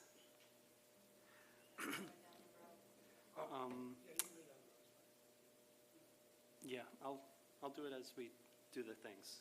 I've got Councilmember Rao, then Councilmember Fender, then Mayor Pro Tem. I think success for me, as Councilmember Body said, is something that the veterans are proud of. I think a place where our community feels comfortable coming and gathering, not just on Veterans Day, Memorial Day, but during the course of the year. And I think a reminder, particularly to our children and grandchildren, of the different wars. I mean, if there could be like history, placards of the different wars that were fought, and just, kind of remembering, what, Americans, veterans have done to serve their country. I think that would be perfect. And in terms of describing the memorial, just dedicated service, heroes of our nation. Don't know what I don't want to describe the memorial, but I think just anything that can invoke pride and the greatest service to our country. So thank you for a great presentation. Thank you. Okay. Councilmember Fender, followed by Mayor Pro Tem Johnson. Yeah, thank you for this presentation. I guess first and foremost, I would want our veterans to be proud of the memorial. And I think, there are a number of individuals that have been promoting the idea of a veterans memorial for a long time. So I want them ultimately to be very proud and pleased with the end results. For me, my thoughts are that I would want it to be respectful and also invoke a sense of peace when people are there. And I guess what I would not want it to be is something tacky. I would hope it would end up being very elegant, something that we could be proud of. I think the location in of itself lends itself to, it's already going to be a gathering space, so it'll fit in well with that. And having the stormwater pond, and I think this memorial will complement that space. Yeah. So thank you. Thank you. Mayor Pro Tem Johnson, followed by Councilmember Garamella, please. So I'm in agreement with everything that's been said so far, so I'll try to, I'm going to repeat some of the same words, but inviting, welcoming, a place that kind of draws you in, where you can be respectful and reflective. Those are all the words I think of when I think of this memorial site. And then what I wouldn't want it to be is out of scale or busy or complex or just ornate. It needs to be more kind of dignified. And are you gonna ask us a little bit more about how many branches of government? Yes. Okay, because I have an opinion on that too, but I'll save that then when we're ready for that. Thank you. Councilmember Garamella, followed by myself. Thanks for the presentation. It's pretty good. For me, obviously, it's about respect and also I want when someone goes there, especially the kids, it should kindle a sense of I want to serve too, because the reason I say with Morrisville's population is 47% Asian, you need to basically remind them that liberty didn't come free, and that is something would be good if there is some verbiage and some kind of a thing that they could read. That would be really helpful for the immigrant community to see, the sacrifices that was done and how they could be the next person to be in any of the join the forces or something like that. And also I wanted to see if we could complement with the stormwater, because I like the concept of the fountain. If we could use that area to use the fountain, and then, that kind of complements it. Might be that changes colors, during July 4th, red, blue, white, that could continuously, doing that during Christmas time. That's basically, we have been craving for some kind of water feature, but, and I think I'm happy that it kind of resembles, but it's, that basically will go year round, and with the color changes, will really reflect good. Very cool. Thank you. Great, thank you. I too agree with pretty much everything I've heard. I really like the idea of having some words there, like liberty is not free, as was mentioned. I think that would be very great. Some of the words I wrote down when we were going over it would be honor, service, open, and inviting. Are you asking about the shade later? We can talk about shade. Okay. I don't think I've got a specific question later. Okay, So. I'd like to just share my thoughts about shade, that we're not going to be able to shade enough to make it really matter, in my opinion. I think it would keep it from being open. We have a shelter right next to it. So that's my thought when we talk about meeting the parking needs. We're never going to meet all the parking needs, so we sort of just go with what we've got. But I would like a place to sit, like one bench or two benches, I think would be really nice. I want this to be a place to visit and actively. And I don't know if we need a whole fountain, but I think the sound of water trickling is peaceful. So I think there's a way to do that in a very sedate manner without necessarily having a whole fountain. But this is the beginning of the process, so I just wanted to share that. I think the sound of water, I think, is really peaceful. And we want the veterans to be happy, and we're very glad that there's so many early in the process giving input. So we want to continue to reach out, I think, would be important for that. Okay. I'd like to recognize Councilmember Scarlett Johnson, please. So are you going to be asking, thank you. So are you going to be asking us for specific design preferences, or is this my opportunity to express those now? Remember all the questions. Might be a good segue to the next, Okay. slide, yeah. So Go ahead. I am consistent with the other council members. I'd like this memorial to be peaceful. I like the inclusion of some sort of water feature. It doesn't necessarily have to be a water fountain. It can just be water running along over a granite fixture or something, something so that you can see it or hear it. Benches are definitely something that I would include in the design. I would like the design to be understated but distinctly Morrisville. We know Cary has an area where there's very tall monuments, but it doesn't say Cary that much. I mean, what is Morrisville? Something that has to be tucked near, our park system and so forth. I'd like to see more green without being too high maintenance, but I really think making it too hardscape makes it a little sterile. So it's a balance between too much hardscape and also being respectful, because I think some of the hardscape is very peaceful, but it is North Carolina, it's very hot. So I would like to see some shade. Thank you. Yeah, good. I like your use of sterile. That one came up in both of the committee meetings of, we don't want a sterile site, we want it to be welcoming. So that's where some of those warm words came from. So it's great. So everyone had a chance at that round. Councilmember Garamella, do you have something else to add? I really like you're talking about the green.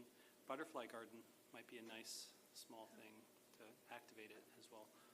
Take us through the next part. Yeah, so you guys touched on some of this, but those of you who didn't get a chance, I do want to talk about activities. So we kind of talked on that with the shade and the fountain and things like that, but if there's anything else you guys want to be able to do, I mean, I know one thing that as we're starting to look at the design that we're kind of trying to figure out how to do is the gathering piece and how many people would actually gather in that space versus like, for maybe a small ceremony versus maybe Memorial Day ends up being a bigger thing, and we might have to talk about logistically how that happens. Do you limit the parking lot and have people park across the street or town hall and come across for an event, for a larger event, and spill into the lawn area over here? So just trying to, sorry, I'll stay on the mic.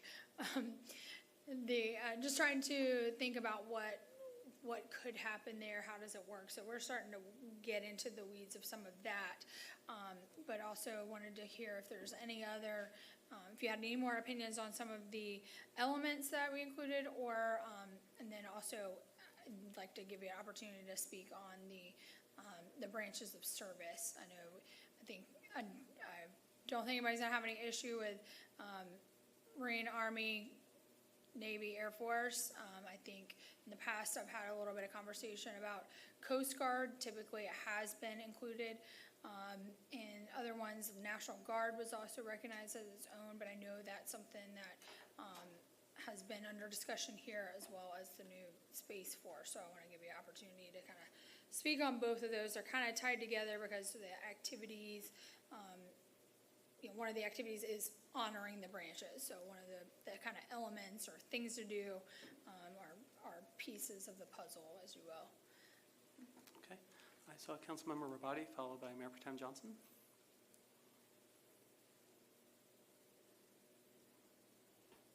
So I'm not an expert on how the military works, but isn't the National Guard deployed subject to the service that they're deployed to help? Like they're deployed in service of the Army, they're deployed in service of the Navy.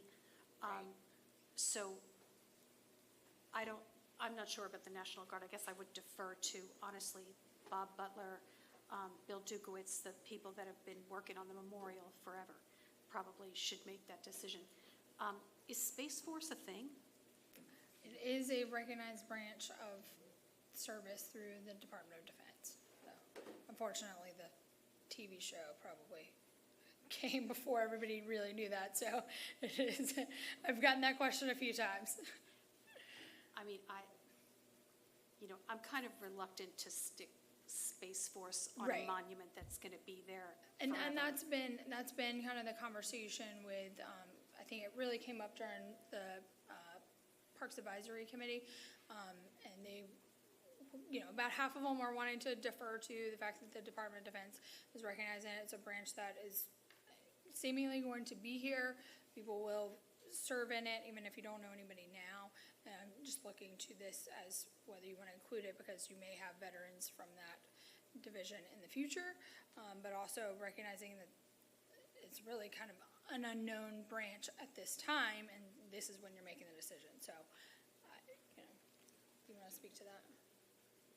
Well, just to expand slightly on what she was talking about the Space Force, she hit the subject pretty well from how our discussion went, and that was, it's really new. People are just getting into it. There's not a veteran of the Space Force necessarily yet that would be recognized. So even though that it's more of a future thing than it is a current thing. I just wanted to give a little bit of insight into the National Guard question so that as everyone else was talking about it, if you also had that question. The feedback from the foundation is primarily that the National Guard, when activated into wartime, is typically activated either under the Army or the Air Force. There's basically two branches, National Guard that serves. What makes the National Guard different is at times when we're not at war, they're still in service, but at a state level. You see National Guard called out to natural disasters very commonly, things of that nature that the military necessarily wouldn't go and do. So, the National Guard is kind of a dual service. It's a state level service unless activated for wartime. So, if that helps. But when activated for war, they fall under either the Army or the Air Force. Okay, I personally would 100% defer to what the committee wants on the question of the National Guard. I have some reluctance around Space Force. If everybody else wants it, I suppose it's in. Meaning no disrespect, by the way, to anyone that's serving in Space Force. Yeah, thank you. Councilmember Scroggins Johnson, please. Thank you. I echo the concerns about Space Force. Maybe we could design something so that other areas of service could be added at a later time. I do think that we should include Coast Guard. That is a national service. We have coastal communities along North Carolina for sure. And again, going back to your original point, not everybody started out in Morrisville and might be a veteran of a line of service, and Coast Guard is certainly one of the domestic ones that we have in the United States. The National Guard item, I would also defer that. I think that National Guard members do serve in times of natural or disasters, and we have to call upon their service to help support local governments. But depends on the design and what the committee wants to do as to whether or not we include that specifically at this time, and the type of activities do you want the memorial to support? I think events that we would have throughout the year, and also,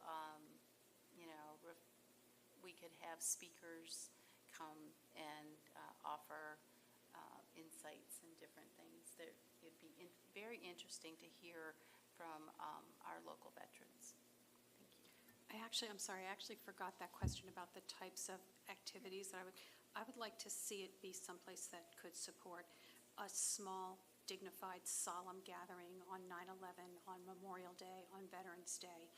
I don't think it has to support like Memorial Day festivities that we would do in the town. I would see it more as the place where we go to actually remember the significance of Memorial Day, for example.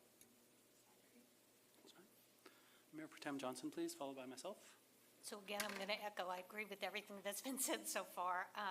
As far as who is recognized in this specific memorial site we're talking about, I would stick to the 5 branches. The Marines, the Army, the Coast Guard, the Navy, and the Air Force. And I was at the Veterans Memorial meeting last week when they talked about this again, and they all as a group reiterated again that they want to leave it to the 5 branches. So I would, deferring to them as well, and would agree with that. I just want to add a couple of things I didn't add in my last comments. When we talk about what we want to see there, I do want to see shading. I was hoping that the trees that are there in time will help provide some shade, and maybe we plant more trees. I was hoping we would have natural shading versus some kind of, because in some of the examples you had, Emily, you showed like shade structures, like sails and that. I would hope we would do more natural kind of shading. And a walk of honor with the bricks. I know the Memorial Foundation is looking to do some fundraising with bricks. So if we could have that walk of honor with the bricks, or whatever we want to call it. Benches, yes, and even lighting. Some of the memorials I've been to, the lighting comes from the ground up, and I think that's really effective at night. And you've seen more of these than I have, I'm sure. So I would do some kind of lighting to that effect. And as far as events, we're really good about closing off parking lots and streets to have events. So if we need to have a really big event there, we can have it. But what you've heard, like from Councilmember Abadi, about that it should be able to hold small kind of Veterans Day events. And if we get large crowds, we'll know how to handle. Our staff is really good at that. So I think this idea that it be a really tasteful and reflective and very respectful site is really important for me anyhow. And I think I've heard that from others as well. So that's all I have right now. Okay. I'd like to echo the 5 branches.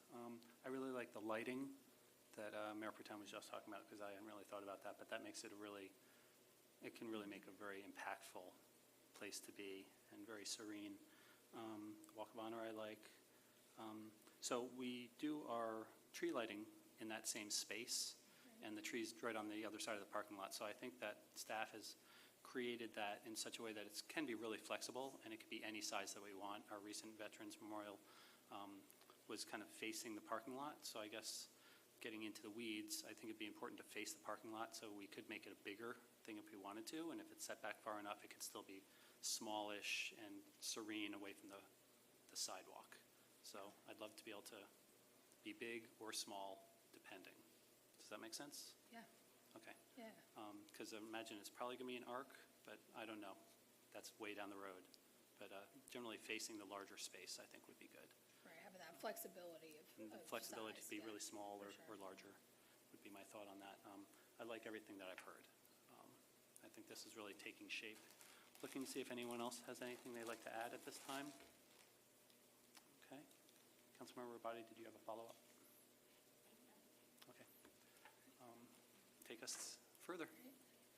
So, okay, so since you got that, I wanted to show you a couple, I'd shown the previous, in the previous meetings, a handful of examples of work that memorials we have done in other towns, and I've got 2 I'm going to show you just to kind of get get your thoughts, see what you like, what you don't like, because there was ones that I showed that I'm not showing tonight because they were so disliked, but, so, which is great. We want to hear that too, and no disrespect. Can you show us one of those for fun? I can tell you one. I'll let Jerry tell you after the meeting so we don't go on camera talking about another town. So that was really helpful to hear what you all are interested in. The previous meetings, it's been great to hear everyone's input. And so I think these examples have been helpful to just kind of show you some of the things that are out there, some things we've worked on. Let's see if I can get this. There we go. Okay. We can zoom in as needed. So this is, it's actually called Veterans Park now, in Harrisburg, North Carolina. It's northeast of Charlotte in Cabarrus County. This is their Veterans Memorial. It's a 1 acre square, kind of an out parcel of a greater shopping center development that donated this property, and it's right at a major intersection of the town. Their town hall is across Highway 49, so a much larger road than yours is across. So they did have to think, like as you guys, they had to think about your kind of your drive-by experience, being able to see it. They also put their town Christmas tree in the middle of the space, as well as the pedestrian experience. So a little different traffic scenario than yours, thankfully. We had to kind of figure out how people could see this going 50 miles an hour. Also just they had a little bit more space, but I think one of the focuses of their experience was an educational component. And I would say from the input we've gotten from the committees, and it sounds like you guys are interested in a little bit of history, but maybe not reissuing the history book on site. They were maybe a little more heavy-handed on the history component, and it sounds like you guys are wanting to be. The coping around the pool, the pool of the fountain here has a full timeline of conflicts and wars that America has been involved in and room to add, from the beginning to the current era, as well as room to add future ones if they occur. This was maybe one of the slides that I think the Veterans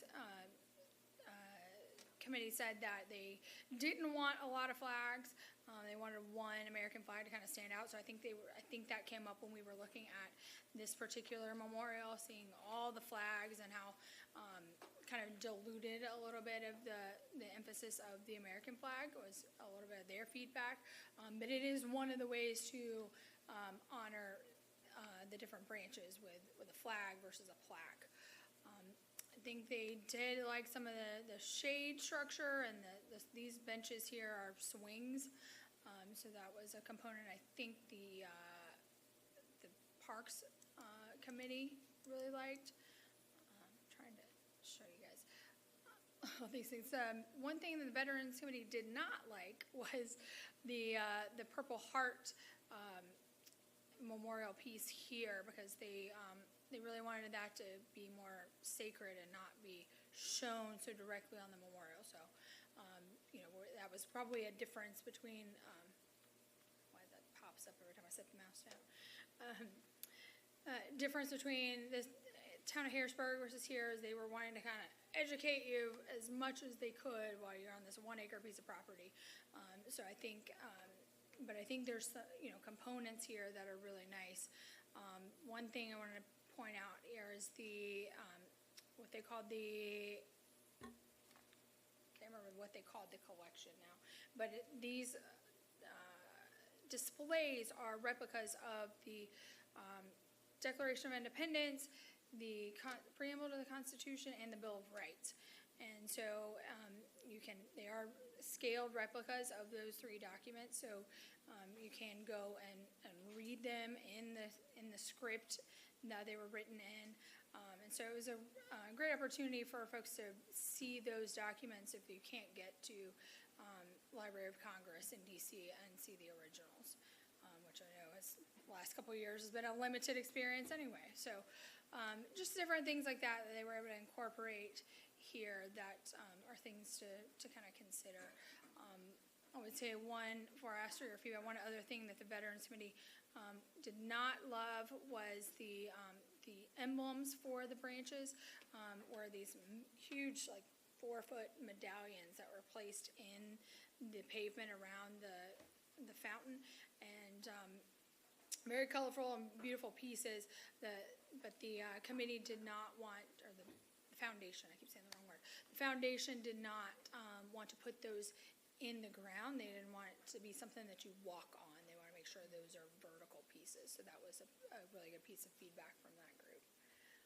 Is there anything you guys want to, any thoughts or things you want to talk about with this, or can't? Don't I have see to. Councilmember Rabati, followed by Councilmember Fender.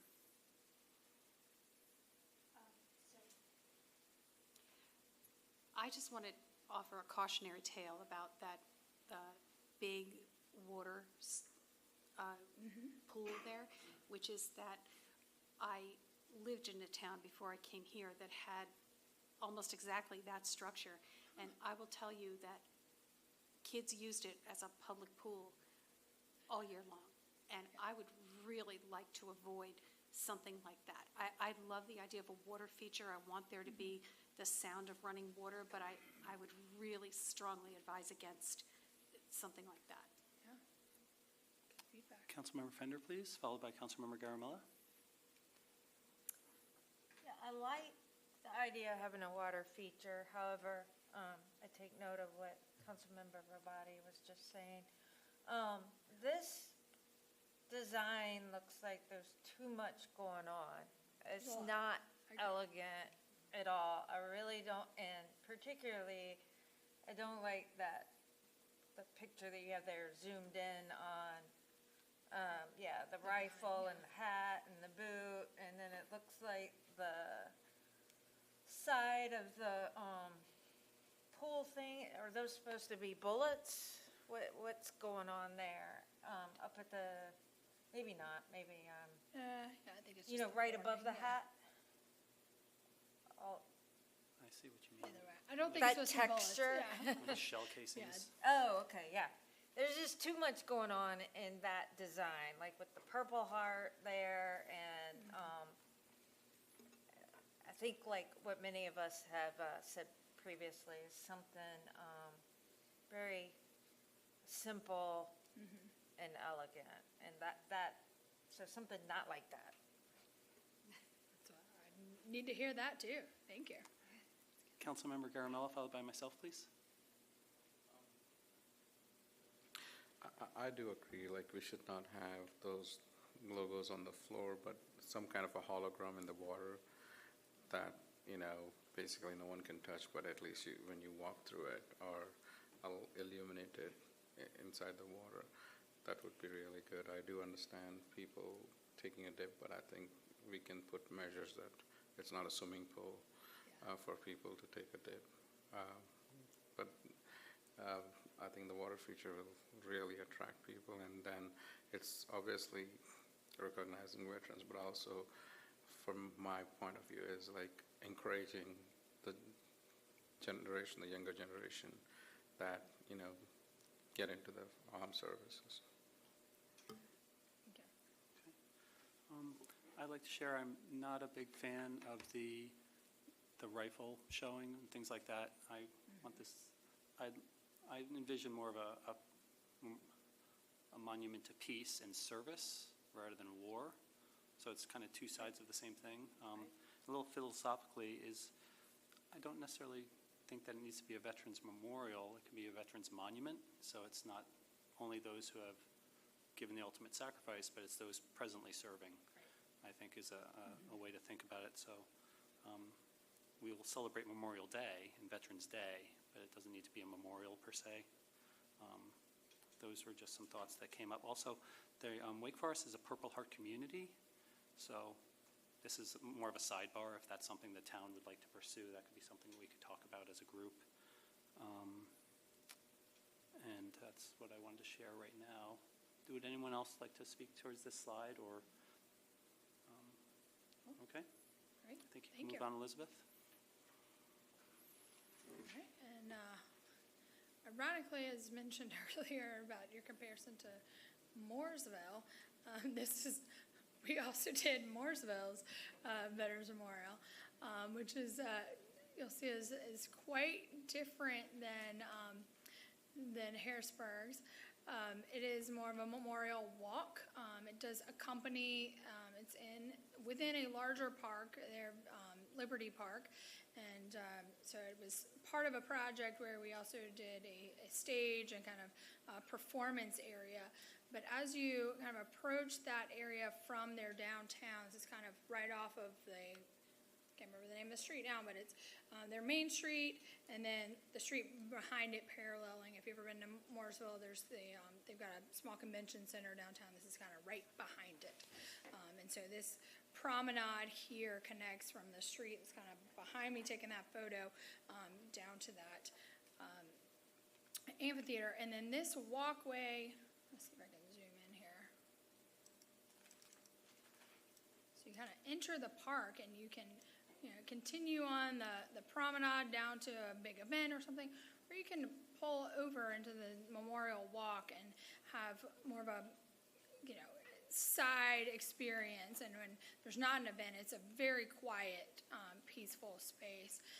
We've got benches built into the walkway along the walk, and in this memorial we did have smaller and bronze medallions that were honoring each branch of service. I believe they did 6. I believe Harrisburg did 6 as well. I'm trying to think. Anyway, not to sway you guys in any direction, I'll just give you the data points. And so this one has a little bit more of a garden feel, more lush. There were some existing trees, so the opportunity for shade was kind of already built in. You can see this is a space they decorate for at Christmas. I think I took these photos in December. And one of the items, instead of having a lot of different things, there was another picture there. Instead of having a lot of different things, there was the series of flags, and then the only other kind of physical object was this sculpture that they commissioned that was basically like a grandfather with his granddaughter showing her one of his medals, and kind of as if they were sitting there telling the story of him serving in the military. I don't think it was representative of any particular branch, but just kind of indicating that kind of passing the torch of the story and the history in a more kind of quiet, symbolic way versus kind of the more loud and literal way of the Harrisburg Memorial, where it was very, representative, right on the coping and the fountain and all of those things. So this was a little more of a quiet experience with a bit more minimal. This seems to be a little more aligned with some of the things you guys have been talking about this evening, of kind of keeping it very limited with the items. I know the Harrisburgs, they came with the laundry list of items to us. So this one is kind of it's incorporated into a larger park, kind of the way yours are, and then has these elements included so you can have kind of a personal experience, but there's also, if on Memorial Day or Veterans Day, there's space right adjacent to have a larger event. A little less to talk about on this one, so I'll give you a chance to give me some feedback on the thoughts here. I'd like to recognize Mayor Pro Tem Johnson, followed by Councilmember Scroggins Johnson, please. So this example resonates with me way more, Emily. This is very nice. I love the way this area here that's a welcoming, inviting. It's saying come in. There's landscaping. There's trees. There's shade. I've never heard us talk, or even the Morrisville Veterans Memorial Foundation ever talk about an actual sculpture, but I could see in this example, columns or whatever to display the 5 branches of government. And this just resonates with me. That's why I didn't have much to say about your other example. I think I'd save my my comments for this. I like this a lot. I think we're on the right path here. Great, thank you. Councilmember Scroggins Johnson? I really like these integrated features for the memorial. I do like the carve-out, if you will, because we're encouraging, there's greenways, and with the stormwater pond, we do want people to, stop and reflect, and this kind of design would be very welcoming.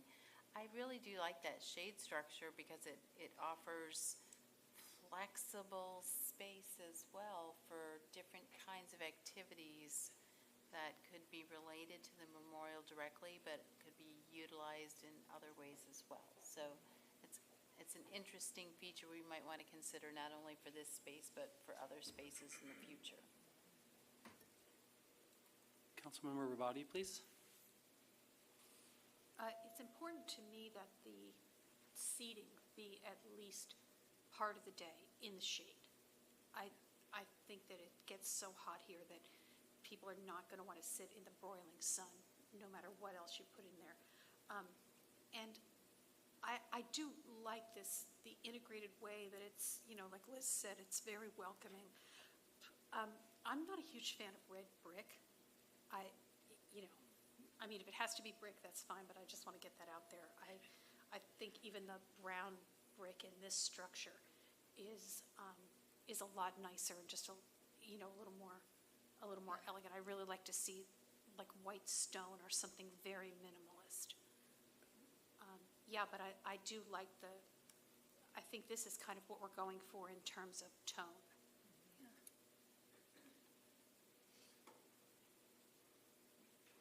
Okay, I think those are the comments on this slide. Emily? All right.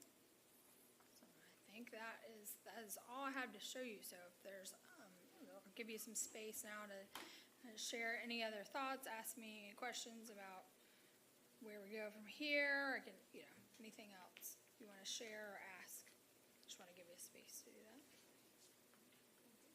Okay, I just want to say that when you were showing the shade structure at the end, that reminded me a lot of the town center concept plan that we're doing now. So that's what that really reminds me of. Ours will be bigger, but it made me think, should this possibly be incorporated in the town center green later? But I think we have a really good spot, what we're looking at now, and I'd like to move it forward sooner than later. But I just want to share that's what came into my mind when I saw that. And I would love it if the trees would grow large enough to provide shade without us having to create something that's less natural. So those are my thoughts from what we saw on this one. But this one does resonate with me a lot more than the Harrisburg one. Any other thoughts? This has really been really good. I think you've got a lot to look back on. Yes, yeah, I got Lots of good notes today. will come out of this one. Yeah. And I love the fact that this is going to circle back through all the places where it's already gone, the Veterans Memorial Committee and the Parks and Rec, and then it will come back to us again. So this is a real evolving process. Okay, great. Awesome. Well, I really thank you for your time this evening and look forward to showing you what we can come up with from your feedback. Yeah, we look forward to seeing you again. This was really good. Okay. Thank you. Thank you. Okay.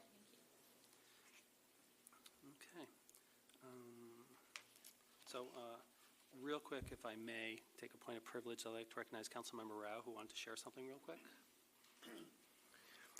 Thank you, Mayor. I forgot in my comments today, but I wanted to take a moment to thank Officer Chad Penland, Officer Tracy Skeeter, and our police department for holding a very successful Special Olympics torch run. They exceeded their goal of $2,000. I think they hit $2,600, and I was honored to kick it off. And it was just amazing to see the bikes, and I'm so proud of Chad and our officers for doing such a great event, and proud of our department joining other police departments in terms of embracing inclusivity and supporting the Special Olympics. So thank you, Officer Penland and the team, and it was a great event, and thank you for letting us be a part of it. Wonderful. At this time, we have one closed session this evening to discuss a personnel matter. As we do not plan to conduct any business after our closed session, I'd like to thank you all for watching this meeting of the Morrisville Town Council in this new space. We hope that you plan to join us again. Please feel free to email your town council members at towncouncil@townofmorrisville.org or visit www.townofmorrisville.org/council for additional contact information. At this point, I'd ask, is staff, does any comments for the good of the order before we go into closed session? Okay, hearing none. At this time, I would ask for a motion to enter into closed session. I'll move us into closed session, if that's okay. Mayor and council, pursuant to North Carolina's General Statute 143.318.11A6, I move that we go into closed session to discuss a personnel matter. I have a motion. Do I have a second? Second. Motion and a second. All those in favor, please say aye. Aye. Any opposed? Hearing none, that passes unanimously. Thank you very much. Thank you very much for coming. We're going to ask to go ahead and clear the room. Thank you very much for visiting with us.